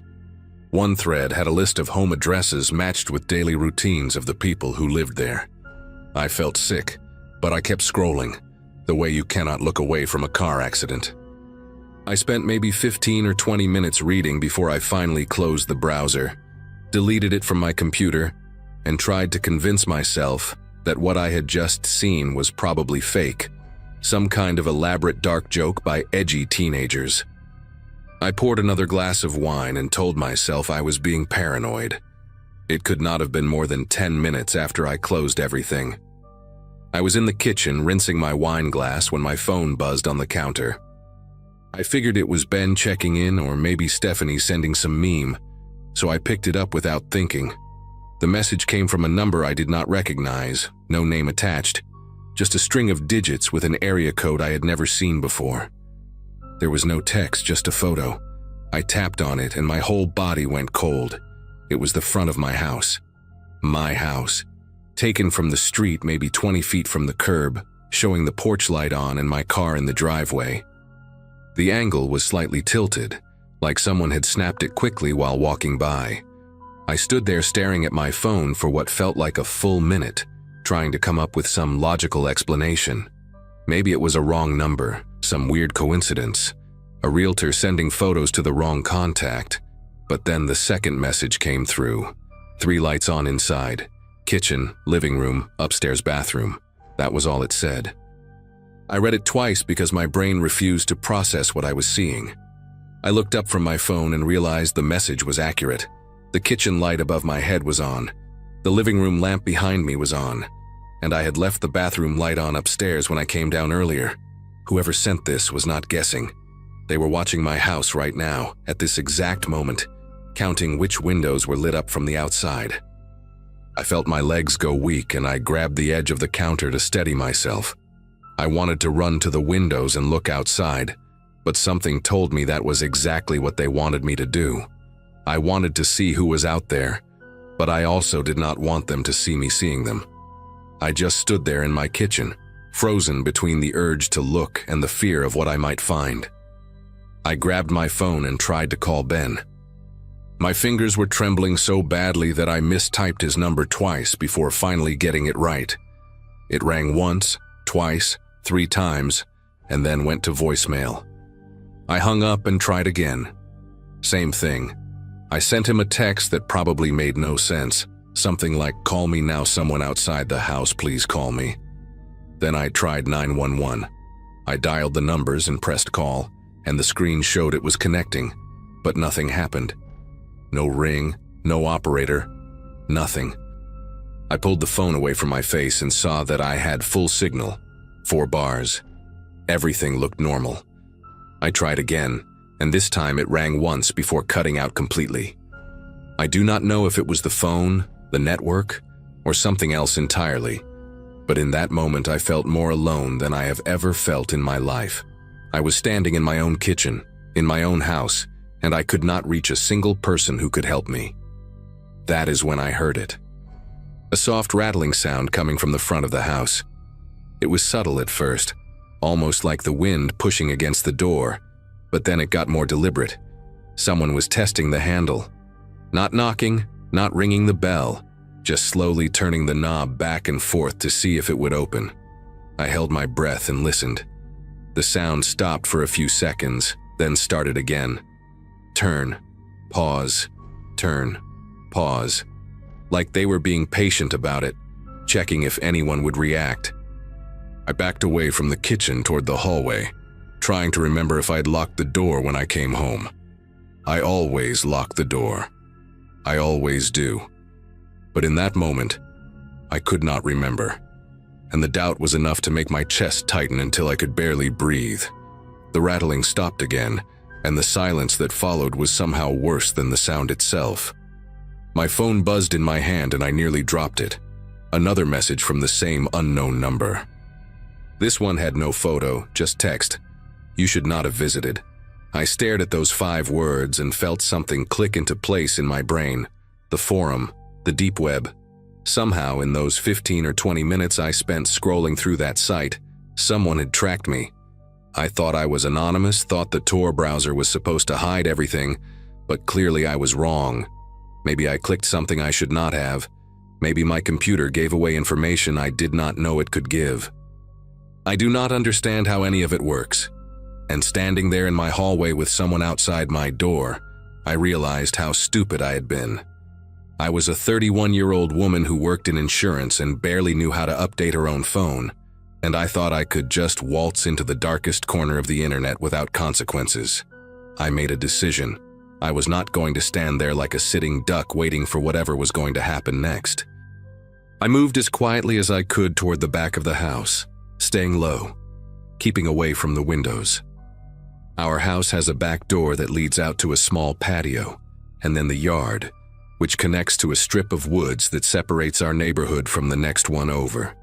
If I could get outside without being seen, I could run to the Nelson's house 2 doors down. They were an older couple, retired, and I knew they were home because I had seen their living room light on earlier.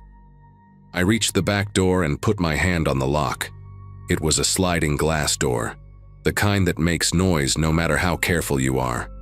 I took a breath and started to slide it open, just an inch at first, then a little more. The cold night air hit my face and I was about to step out when my phone buzzed again. The message was a photo, my back patio, taken from somewhere in the yard, maybe near the tree line, showing the sliding glass door I was standing behind. I could see my own silhouette in the image, backlit by the hallway light, my hand on the door frame. The photo had been taken seconds ago. I slammed the door shut and locked it, then stumbled backward and fell against the kitchen island. They were not just at the front of the house, they were everywhere. Watching the front, watching the back, taking photos and sending them to me like some kind of sick game. I crawled across the kitchen floor until I was in the corner between the refrigerator and the wall, the only spot in the house where no window could see me. I pulled my knees up to my chest and sat there shaking, my phone clutched in both hands. I tried 911 again. This time it connected. A woman's voice answered, calm and professional, asking what my emergency was. I started talking so fast I could barely get the words out. I told her someone was outside my house, that they were sending me photos, that they had been trying the door. She asked for my address and I gave it to her, my voice cracking on every syllable. She told me to stay on the line, that she was dispatching a unit to my location, that officers would be there in approximately 8 minutes. 8 minutes. Sounds like nothing when you say it out loud, but when you are sitting on your kitchen floor with strangers circling your house, 8 minutes feels like 8 hours. I stayed in that corner, pressed against the cold tile, listening to every creak and groan the house made.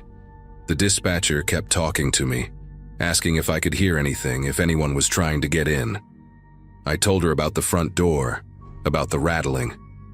She told me to stay away from the doors and windows, to keep the lights on so the officers could identify the house. I remember thinking that the lights were exactly what had given me away in the first place, but I did not argue. I just sat there and waited, counting the seconds in my head. The police arrived in 7 minutes, not 8. I heard the sirens first, distant and getting closer, and then the flash of red and blue lights through the kitchen window. 2 patrol cars pulled up in front of the house and 4 officers got out. I stayed on the line with the dispatcher until one of them knocked on the front door and announced himself. I got up on shaky legs and walked to the door, checked through the peephole to make sure it was really a uniform, and opened it. The officer was a tall guy, maybe in his 40s, with a calm face that made me feel like everything was going to be okay. I told him what happened, showed him the messages on my phone, pointed toward the backyard where the last photo had been taken. 2 of the officers went around the side of the house with flashlights, while the other 2 stayed with me. I watched their lights sweep across the yard through the trees along the fence line. After about 10 minutes, they came back. They had not found anyone. No footprints in the soft ground near the tree line. No signs that anyone had been standing there. Nothing. The officer who stayed with me, his name tag said Briggs, told me that whoever had been out there must have left when they heard the sirens. He said these things sometimes happen, that there are people who get a thrill out of scaring others, and that the connection to the forum I visited was probably not a coincidence. He explained that some of those sites have ways of tracking visitors that most people do not know about, scripts that can pull your IP address even through a VPN if you are not careful. He asked if I had clicked on anything, downloaded anything, and I told him I did not think so, but I was not sure. He took down all the information, made copies of the messages and photos from my phone, and told me they would look into it. He also suggested I stay somewhere else for the night, maybe with a friend or family member, just to be safe.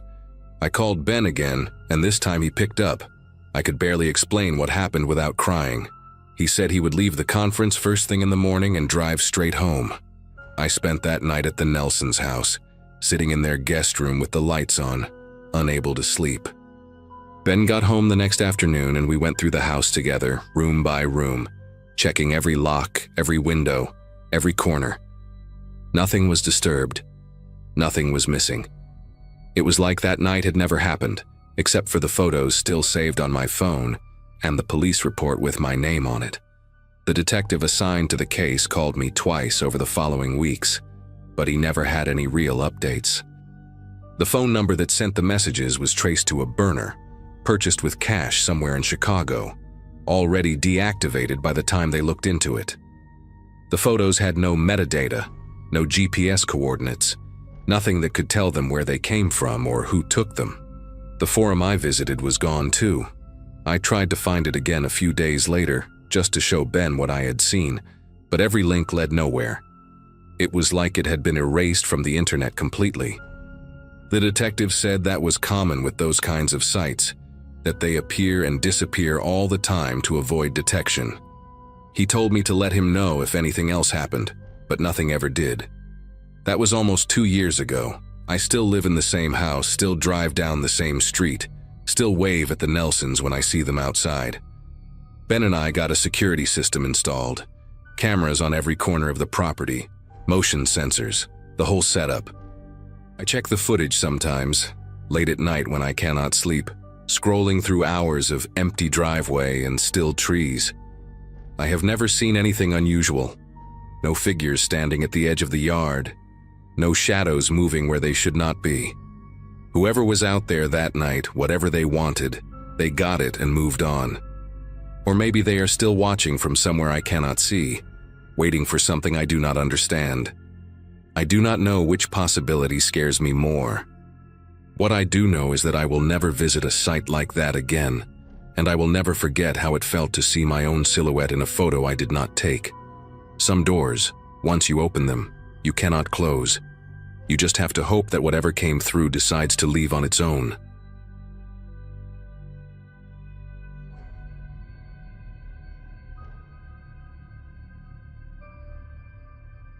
Boredom can make you do stupid things. At 16, with summer break stretching out like an endless desert and most of my friends away on family vacations, I found myself alone in our house in suburban Milwaukee more often than not. My parents both worked long shifts, Dad at a packaging plant, Mom as a nurse at the county hospital. So from June through August, the house was basically mine from 7 in the morning until 6 at night. I had a decent gaming PC in my room, a graduation gift from my uncle who worked in IT, and way too much unsupervised time on my hands. Most days I would just play online games, watch YouTube videos, or scroll through Reddit until my eyes burned.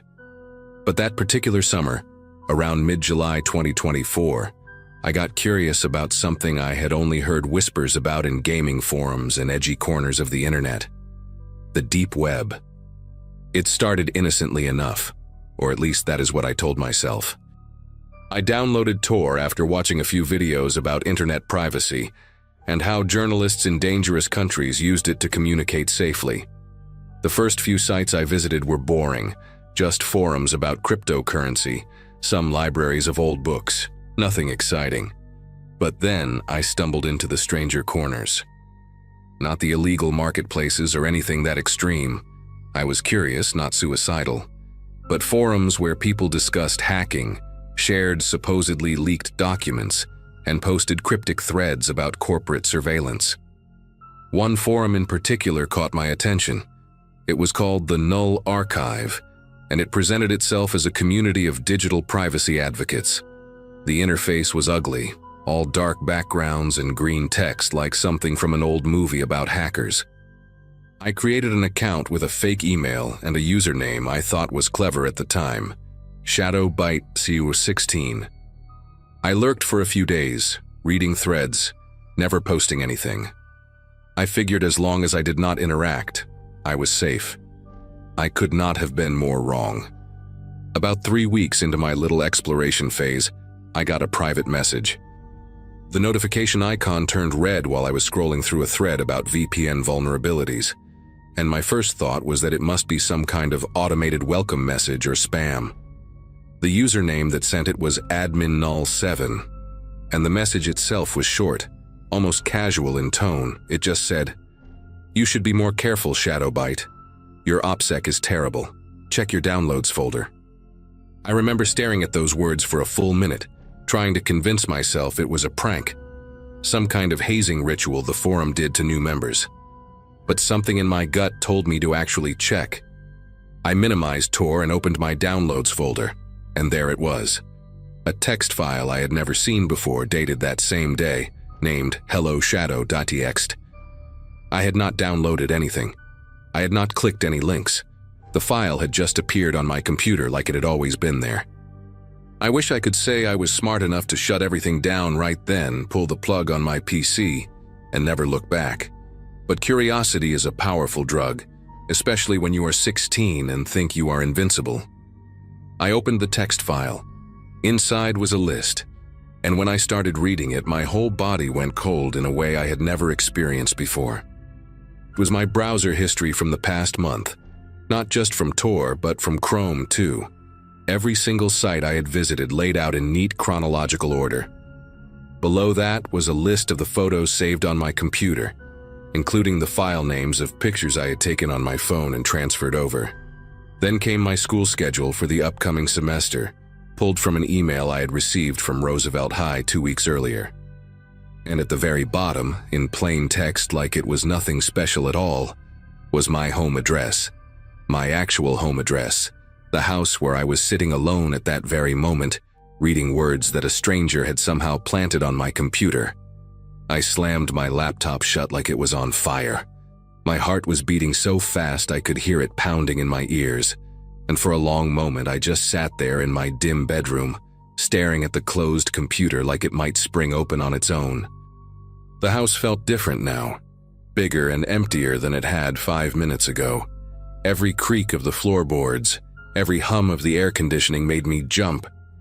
I kept thinking about that address at the bottom of the file, how casually it had been placed there, like a signature at the end of a letter. Whoever this adminnull7 person was, they knew where I lived. They could be anyone, anywhere in the world, but they knew the exact street where I slept every night. I thought about calling my parents, but what would I even say? That I had been poking around illegal hacking forums and now someone was messing with me? I could already picture my dad's face, the disappointment mixed with anger, the lectures that would follow.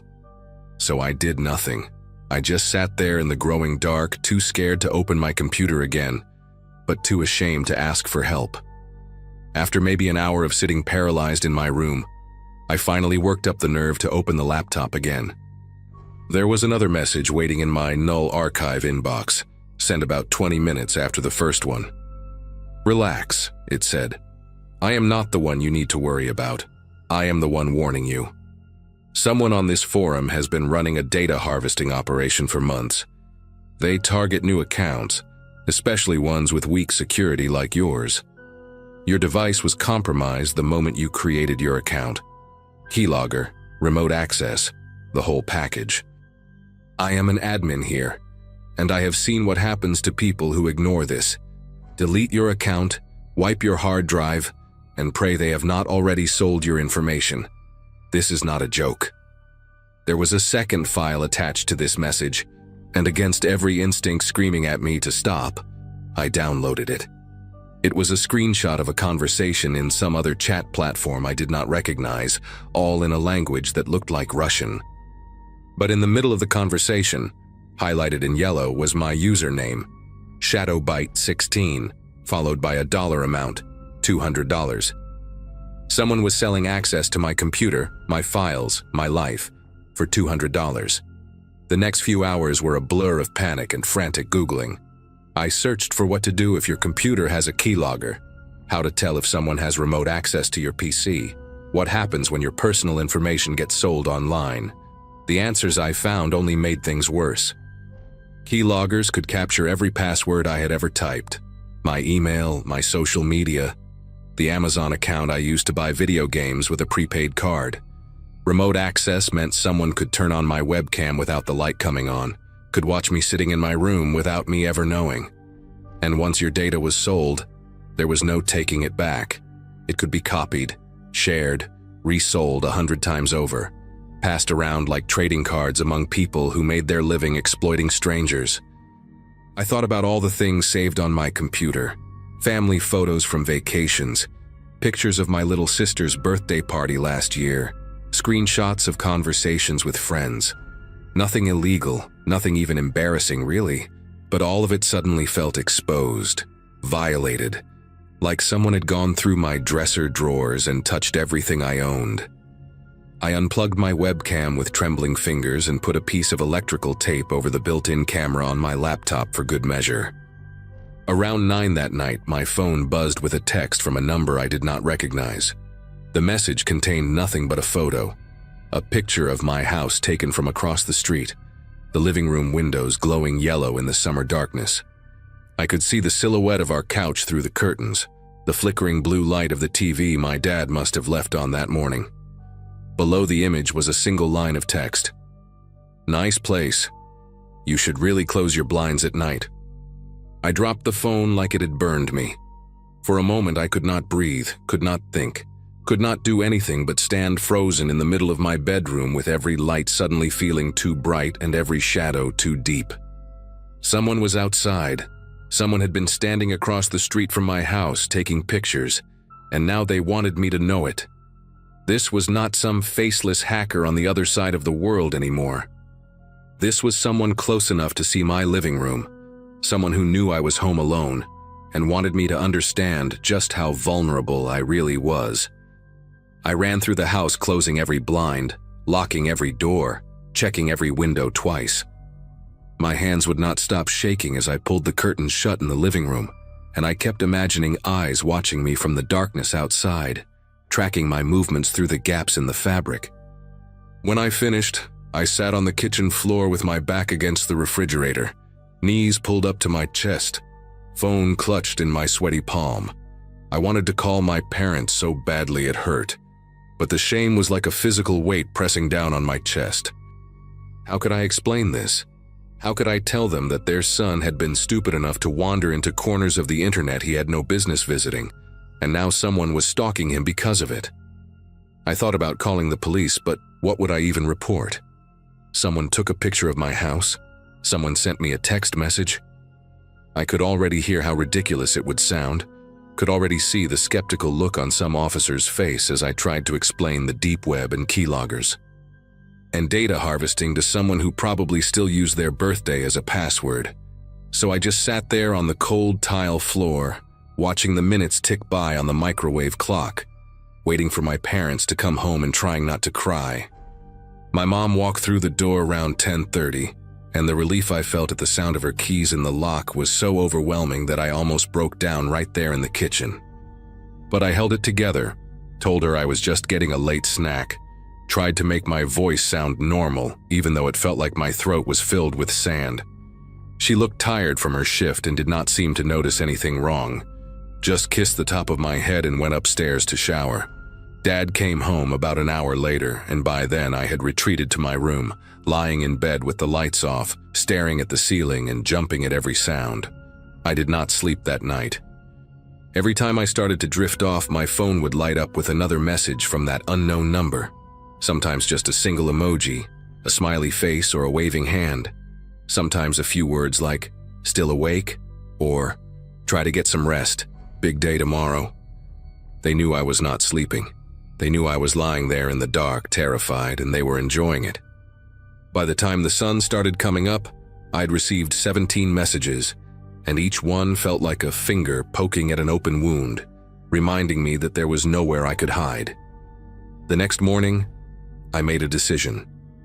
I was too exhausted and too scared to keep carrying this alone, and the messages had made one thing very clear: whoever was doing this was not going to stop on their own. I waited until my dad was drinking his coffee at the kitchen table, my mom already gone for an early shift, and I sat down across from him and told him everything. I started from the beginning, from the boredom and the Tor browser and the forum with the ugly green text, and I watched his face shift from confusion to concern, to something that looked a lot like fear. When I showed him the text messages, the photo of our house, the file with our address in it, he went pale in a way I had never seen before. He did not yell at me, did not lecture me about being stupid or reckless. He just sat there for a long moment with his jaw tight and his hands wrapped around his coffee mug like he was trying to keep them steady. Then he picked up his phone and called the police. 2 officers came to our house an hour later, and I had to explain the whole thing again. Had to watch them exchange glances when I mentioned the deep web. Had to sit there feeling small and foolish while they took notes and asked questions I did not know how to answer. The investigation that followed lasted almost 3 months. It turned out that the person behind the harassment was not some shadowy international hacker. It was a 19-year-old college dropout named Brendan Lowe, who lived about 40 minutes away in Racine. He had been running a small-scale data harvesting scheme on the Null archive for over a year, targeting teenagers specifically because they were easy marks with poor security habits and parents who might pay to make problems go away. The photo of my house had been taken by someone he paid $20 to on a local gig app, just some random person who thought they were doing a harmless errand. Brendan had never actually been outside my house himself. He was not brave enough for that, but he had built a whole system designed to make his victims feel watched, hunted, completely alone.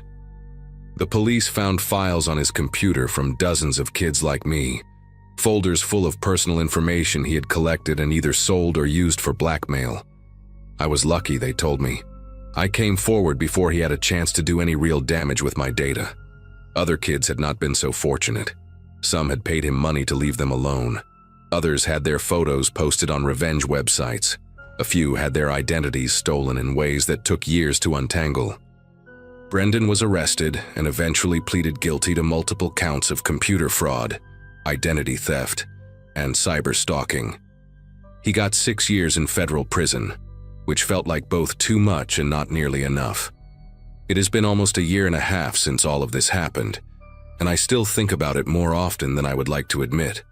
I changed all my passwords, wiped my computer completely, deleted every social media account I had, and started fresh with new emails and new usernames.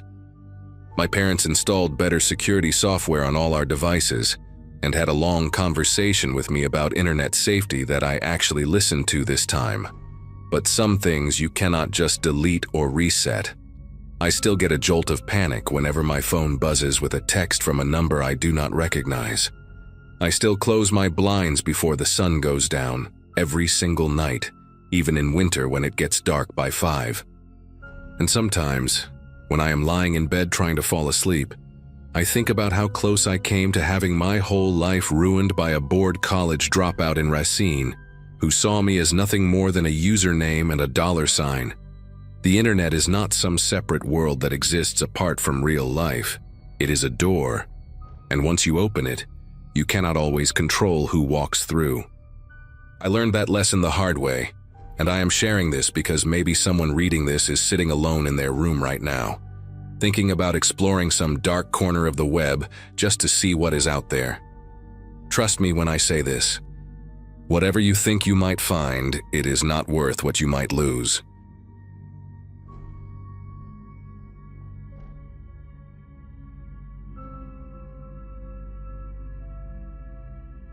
At the time this happened, life felt predictable in a way that almost bored me. I was working remotely, renting a small place on the edge of a quiet Midwestern town, and spending most nights scrolling forums instead of talking to people. Curiosity had become a habit, especially anything involving obscure corners of the internet and the strange things people claim to find there.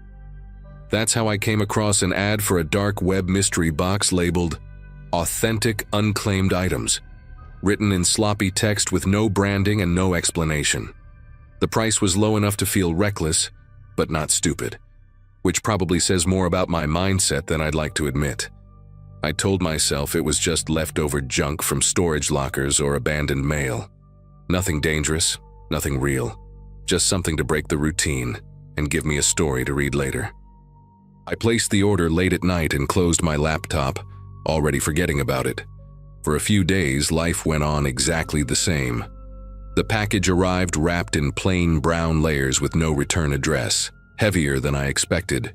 Inside, everything was arranged carefully, almost respectfully, like someone packing memories instead of objects. There was a small spiral notebook with a cracked black cover, the kind sold at gas stations, its pages warped like they'd been near moisture. A cheap prepaid phone sat underneath, powered off with scratches along the screen that formed a faint crescent. At the bottom of the box was a plastic bag tied with a knot so tight I had to cut it open. Inside were clothes, dark jeans and a hoodie, stiff with dried soil and carrying a sour metallic smell that clung to my fingers. None of it felt random, and that realization crept in slowly. This wasn't clutter. This was a selection. I sat at my kitchen table flipping through the notebook, expecting rambling thoughts or nonsense entries. Instead, most pages were filled with short lines, repeated phrases, and odd notes about locations written in a careful, almost apologetic handwriting. One phrase appeared again and again, underlined each time as if it mattered more than the rest. On impulse, I typed that phrase into a regular search engine, expecting nothing. What came up made the room feel smaller in a way I can't properly explain. The phrase matched a line quoted in a local news article about a woman named Hannah Cole, who had disappeared several years earlier. The article mentioned a notebook found at her apartment with the same wording, described as something she wrote during bouts of anxiety. Photos showed her smiling awkwardly at the camera, wearing clothes disturbingly similar to what sat in my trash bag. I closed the laptop and just sat there, listening to the refrigerator hum like it was the only thing still working properly. Sleep didn't come easily after that, and the following days felt stretched thin, like time was dragging itself forward. I kept the box sealed in a closet, telling myself distance would make it feel less real, but it didn't help. Late one evening, a notification lit up my screen from an encrypted account I didn't recognize. The message was short and polite, thanking me for the purchase and asking if the items met my expectations. Attached was a single photo. It showed the front of my house taken from the street, porch light on, curtains drawn exactly the way I leave them at night. There was no explanation, no threat, just proof that the sender knew where I lived. That was the moment it became clear the box hadn't been a novelty at all. It was a message, and I had just confirmed that it had been delivered to the right person. I didn't reply to the message, but ignoring it didn't bring any relief. Every sound outside started to carry weight, like it was trying to tell me something. Cars passing too slowly, the scrape of wind against the siding, footsteps that might have been mine echoing in the wrong direction. The prepaid phone from the box sat powered off on my counter, and I couldn't stop staring at it, wondering if it would light up on its own. When I finally turned it on, the screen blinked to life without asking for a code. There were no contacts saved, no apps, just one photo in the gallery. It showed a patch of ground freshly disturbed, with the corner of fabric barely visible beneath the dirt. The image metadata had been stripped, leaving no clues except the quiet certainty that it wasn't meant for me to admire. It felt like an invitation I never asked for. That night dragged on in pieces. I tried distracting myself with television, then music, but everything sounded too loud or too empty. At some point, another message came through the same encrypted account, asking again for feedback, phrased almost cheerfully. The casual tone made it worse, like the sender enjoyed pretending this was a normal transaction. I noticed then that the account name matched a phrase written on the inside cover of the notebook, something I hadn't paid attention to before. That detail stuck with me more than the photo had. It suggested planning, patience, and a long awareness of how this would play out. Whoever sent the box hadn't acted on impulse. They had waited for someone like me to bite. I made the decision to involve the authorities the next morning, bringing everything with me in sealed bags. The reaction was measured but tense, the kind of calm that doesn't promise comfort. They recognized Hannah Cole's name immediately and asked questions I struggled to answer, like why I'd ordered the box in the first place and how much I'd interacted with the seller. The notebook and clothing were taken away, and the phone disappeared into an evidence locker. An officer advised me to stay with a friend for a while and keep my routines unpredictable, which sounded surreal coming from someone in uniform. Before I left, another message came through on my phone, unread by them. It simply said, "You weren't the first choice." That sentence followed me out of the building and all the way to the borrowed couch I slept on that night. Weeks passed without another message, and eventually the silence became its own kind of answer. The investigation didn't lead anywhere public, and I stopped checking forums altogether. The part that stays with me isn't the fear anymore, but the realization that someone out there used a missing person's life as leverage, as proof of reach. The box was never about shock value or entertainment. It was a test, a way to see who would look closely enough to understand what they were holding. I still don't know why I was chosen in the end, or what happened to Hannah beyond what's already known. All I know is that curiosity used to feel harmless to me, and now it feels like something that watches back. Eventually, I stopped waiting for another message and focused on doing something practical instead of spiraling.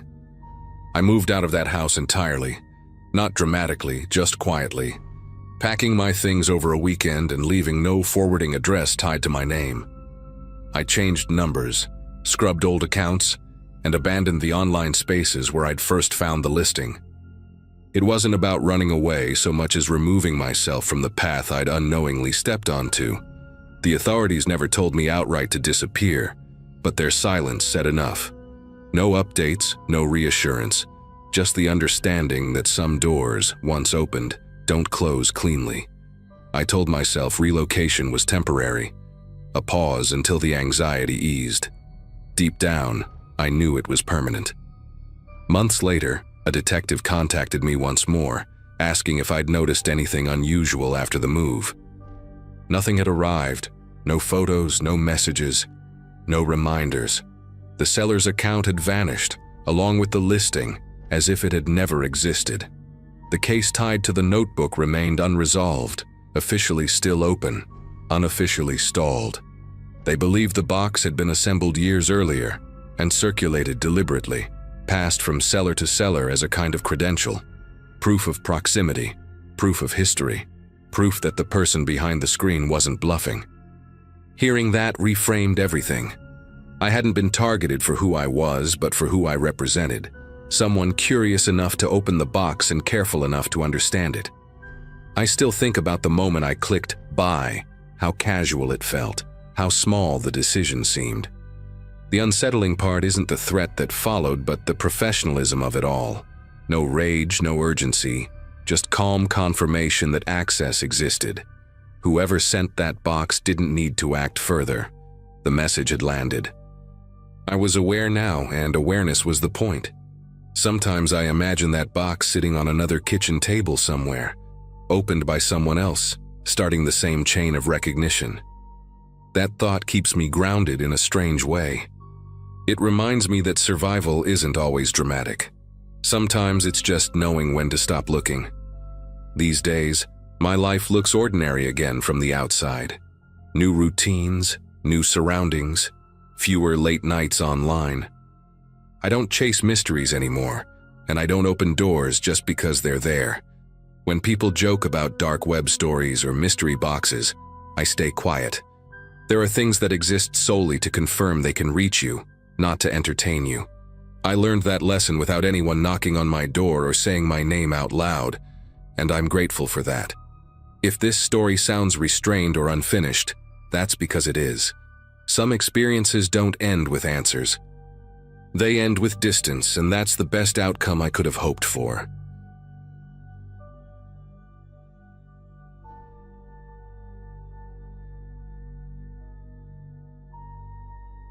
Late nights had become routine for me during that period, mostly because my sleep schedule was wrecked, and the apartment felt quieter after midnight.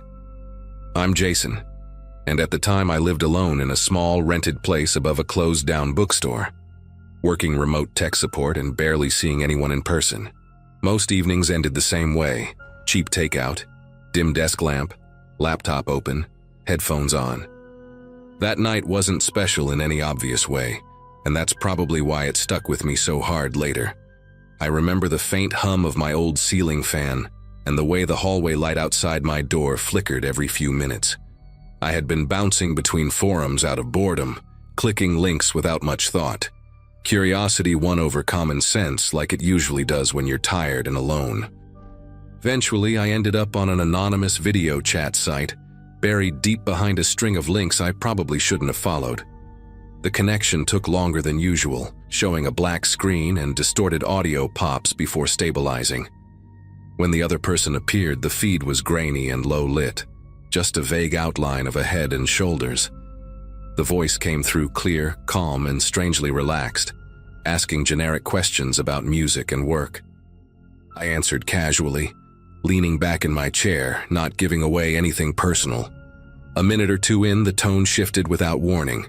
He mentioned the cracked mug on my desk, then the stack of unopened mail beside my keyboard. I hadn't said a word about my surroundings, and my camera light was definitely off. I laughed it off at first, assuming a lucky guess, but the way he described the peeling sticker on my laptop lid made my chest tighten. That detail wasn't visible unless you were in the room or watching from my end. The video started stuttering after that, freezing every few seconds while the audio kept going. His mouth would stop moving, but the voice continued, responding to things I hadn't finished saying yet. At one point, my screen locked completely on a distorted frame, yet he kept talking, commenting on the sound of my fan and asking why I never fixed it. I tried to close the tab, but my cursor lagged like it was dragging through wet cement. The temperature in the room felt heavier, not colder, just dense, like the air before a storm. I could hear my own breathing through the headphones, louder than it should have been. Then, abruptly, the screen went black and the site kicked me back to the homepage. No error message, no warning, just silence and my reflection staring back at me. I sat there longer than I cared to admit, listening to the building settle and trying to convince myself it was some elaborate trick. Eventually, I shut everything down and went to bed, though sleep came in short, shallow bursts. The next afternoon, daylight made the apartment feel less threatening, but the unease hadn't faded. While clearing space on my laptop, I opened a hidden system folder I didn't recognize, buried deep in my files. Inside were short video clips, all time-stamped weeks before that night. Each one showed me at my desk, from the exact angle my webcam would capture, sometimes typing, sometimes just sitting there staring at the screen. In one clip, I paused and glanced directly at the camera, like I sensed something, even though I remembered nothing about it. That was when the weight of it really sank in, and the fear stopped feeling abstract. Panic didn't hit all at once. It crept in slowly as I opened each file and realized how far back they went. Some clips showed early mornings, sunlight barely cutting through the blinds. Others caught the room lit only by my desk lamp late at night. The most unsettling part was how ordinary I looked in them, completely unaware. In one video, I adjusted the webcam slightly, something I don't remember ever doing. Another, I leaned in close to the screen, squinting like I was reading something specific. My throat felt dry as I checked the metadata and saw the files had been accessed repeatedly, not just created. Whoever did this didn't just watch once and disappear. They came back. That evening, every small sound in the apartment felt amplified. The fan hummed unevenly, the pipes clicked behind the walls, and footsteps from the stairwell lingered longer than usual. I covered the webcam with tape, unplugged it, then unplugged the laptop entirely, even though part of me knew that might already be pointless. Opening my router settings revealed unfamiliar login attempts from addresses that didn't match anything local. One device name stood out, labeled with a string of characters that looked almost intentional, not random. I reset passwords, changed settings, and shut down anything I didn't recognize. Still, the sense of being watched refused to leave, like a thought you can't shake no matter how hard you try. Later that night, curiosity pushed back against fear, and I checked the site again from a different device. The homepage loaded, but my username history was gone, wiped clean. No record of the session, no trace I had ever been there. As I scrolled through my files once more, I noticed something I had missed earlier. A short audio clip saved separately from the videos. It was just background noise at first, the fan, my typing, a faint city sound through the window. Then a second voice came through, quiet and close, speaking words that matched what had been said during the call. Hearing it outside the context of the chat made it feel much more real, much more intentional. By the end of that day, I stopped trying to explain it away. I contacted a specialist through my job, someone who dealt with security breaches, and handed over everything without keeping copies. The advice was blunt. Wipe the system completely, replace hardware, move on. I followed it all, relocated a few weeks later, and rebuilt my routines from scratch. Nothing like that ever happened again, at least not in a way I could prove. Still, sometimes late at night, I catch myself lowering my voice around devices, aware of how easily access can happen without permission. That one night didn't just scare me, it permanently changed how safe alone feels.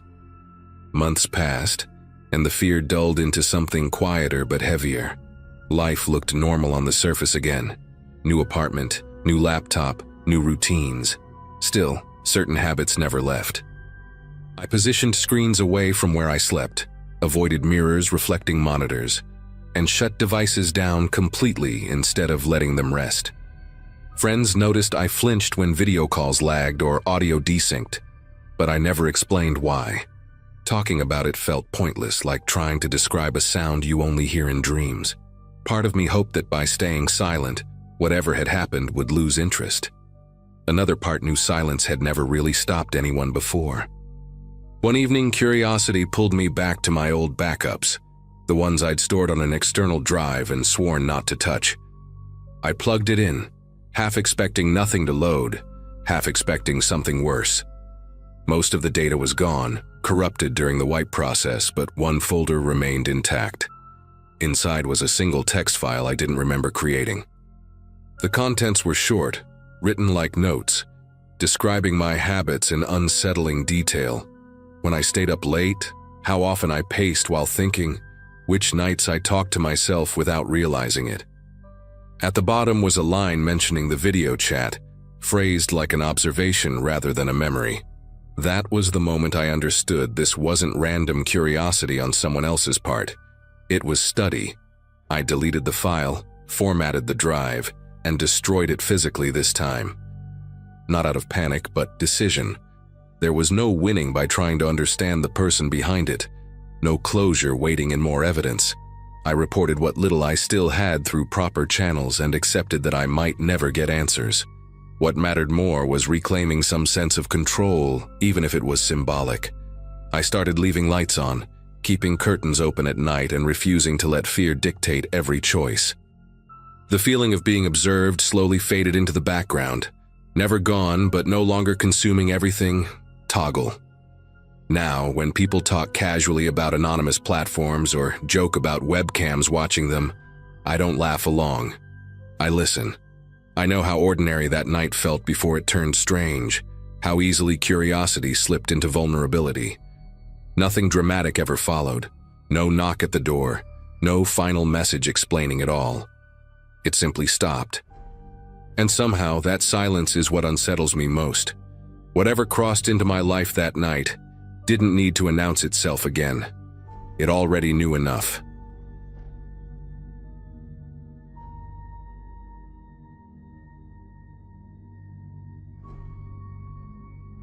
Running a small independent channel online had always felt like shouting into a tunnel and listening for an echo. The content was slow-burn investigative stuff, mostly disappearances people stopped talking about years ago. At the time, life was quiet and repetitive, split between editing late at night and working a day job that barely paid the bills. The channel wasn't big enough to matter, but it was just visible enough to attract strange emails. Messages from armchair detectives, grieving relatives, and trolls blended together until they all sounded the same. I answered some, ignored most, and learned to trust my instincts about which ones felt genuine. That routine made it easy to miss the moment when things shifted. Looking back, the warning signs were there, just subtle enough to brush aside. The day everything happened started like any other upload day, with coffee gone cold beside the keyboard. Message didn't come through the usual channels. It arrived from an address made of random letters and numbers. No name attached, no signature at the bottom. The sender claimed to have real evidence connected to a disappearance I had covered months earlier, one that never sat right with me.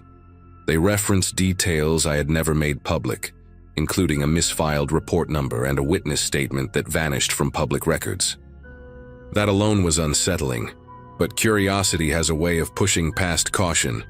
The tone wasn't dramatic or threatening, just blunt and strangely formal. There was a link included, pointing to a dark web mirror, along with instructions to use encryption software I'd only read about. I stared at the screen longer than I want to admit, weighing the risk against the chance that this was real. Eventually, curiosity won. Accessing the files felt like stepping into a room with no windows. The material itself looked authentic. Scans with consistent metadata, audio clips with background noise that matched known locations, and timestamps that lined up too well to fake easily. One folder contained raw footage that clearly hadn't been edited for public eyes. There were moments where the camera shook as if the person filming hesitated, unsure whether to keep recording. Even without understanding the full context, the implication was disturbing. It wasn't sensational or cinematic, which made it worse. The kind of evidence that feels heavy just sitting on your hard drive. I closed everything and disconnected from the internet, heart racing, trying to process what I had just seen. That was when the first sign of retaliation hit. Within hours, accounts I rarely used began locking me out. Password reset emails flooded in, followed by notifications that my content had been flagged en masse. Then came messages from strangers accusing me of crimes I'd never heard of, using my real name instead of my handle. Someone submitted false emergency reports tied to my address, the kind meant to provoke a dangerous response. The anonymous sender resurfaced with a new tone, no longer neutral, laying out demands with cold precision. They didn't want money or silence. They wanted control over the story itself. Publish their version of events. Frame certain people as unreliable, omit specific details, or watch everything I'd built collapse under coordinated pressure. I realized then that the evidence wasn't just information. It was leverage, and I was already trapped inside the narrative they designed. Sleep didn't really happen after that. Every sound in the apartment carried weight. Every notification felt like another escalation. I spent hours reading the demands over and over, trying to decode what they really wanted me to erase. They sent a rough outline of the story I was supposed to publish, complete with suggested phrases and timestamps. It wasn't fan fiction or speculation. It was surgical. rewriting motives and shifting timelines just enough to redirect blame.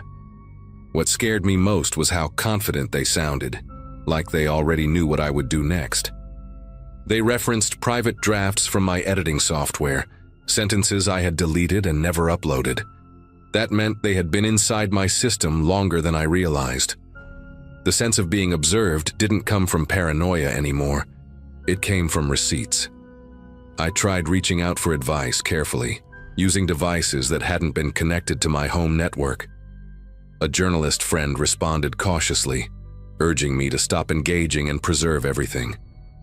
Before I could even reply, my phone lit up with calls from unknown numbers, one after another, until it overheated in my hand.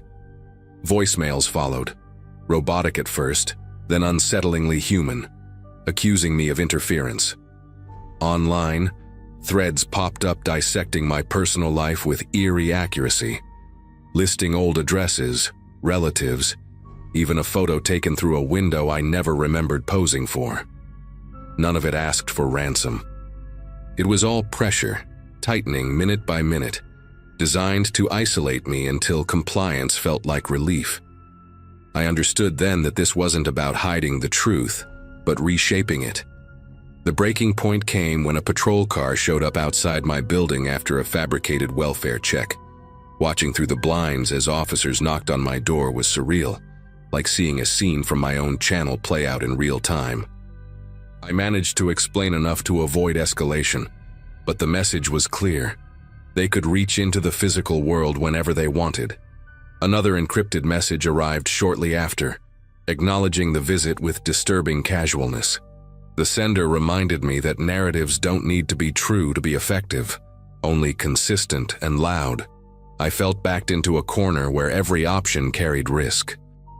Publishing their version meant becoming a mouthpiece, while refusing meant losing control entirely.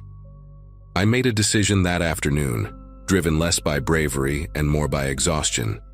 Instead of posting their script, I released a short video stepping away from the case altogether, citing safety concerns without details. Simultaneously, I handed copies of the files and communication logs to a legal advocate recommended by my friend, using a chain of custody I hoped would protect me later.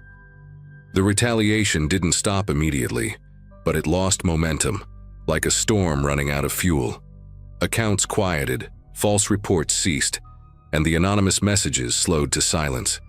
The evidence never saw daylight in the way I once imagined, and that still bothers me. What stayed with me was the realization that truth can be treated like contraband, traded and threatened, not for profit, but for power over the story itself. Days passed in a strange half-normal rhythm, where grocery trips and emails coexisted with the lingering sense that the walls had ears. Work on the channel slowed to a crawl, not because of fear alone, but because trust in the process had fractured. Editing software felt hostile, like a room that had already been searched. Even harmless comments under older videos carried a new weight, every username a question mark. Friends noticed the distance in my voice when we talked, the way I deflected simple questions. There was no dramatic climax after that decision, just a long exhale where nothing else happened. Silence became the loudest outcome, and part of me wondered if that had been the goal all along. Eventually, the legal side moved forward quietly, without spectacle or updates I could share. The files went somewhere beyond my reach, sealed into procedures I didn't fully understand. That brought a measure of relief, but also a hollow feeling, like handing off a truth and never learning where it lands. Online, the smear attempts faded into the background noise where they belonged. New rumors replaced the old ones, and attention drifted, as it always does. The attackers never confirmed retreat or defeat, only absence. That uncertainty lingered longer than the threats ever did. It taught me that power doesn't always announce itself when it leaves. Months later, confidence in technology never fully returned. New habits formed without conscious planning, small changes meant to reduce exposure. The channel survived, smaller and quieter, but still mine. Viewers noticed a shift towards safer topics, though few questioned it openly.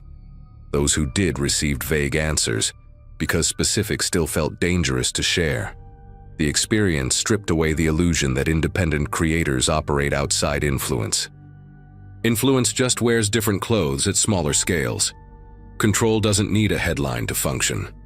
Looking back, the most unsettling part wasn't the hacking or the intimidation. It was how easily information became a bargaining chip, reshaped to serve whoever held it last.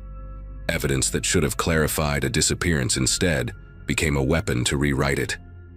That realization changed how I see every unresolved case now, every leak, every exclusive.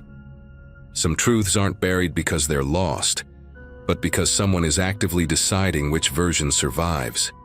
Stepping away kept me safe, but it didn't bring closure. The story still exists, just fragmented, living in places I no longer follow. That's the part that stays with me, even now.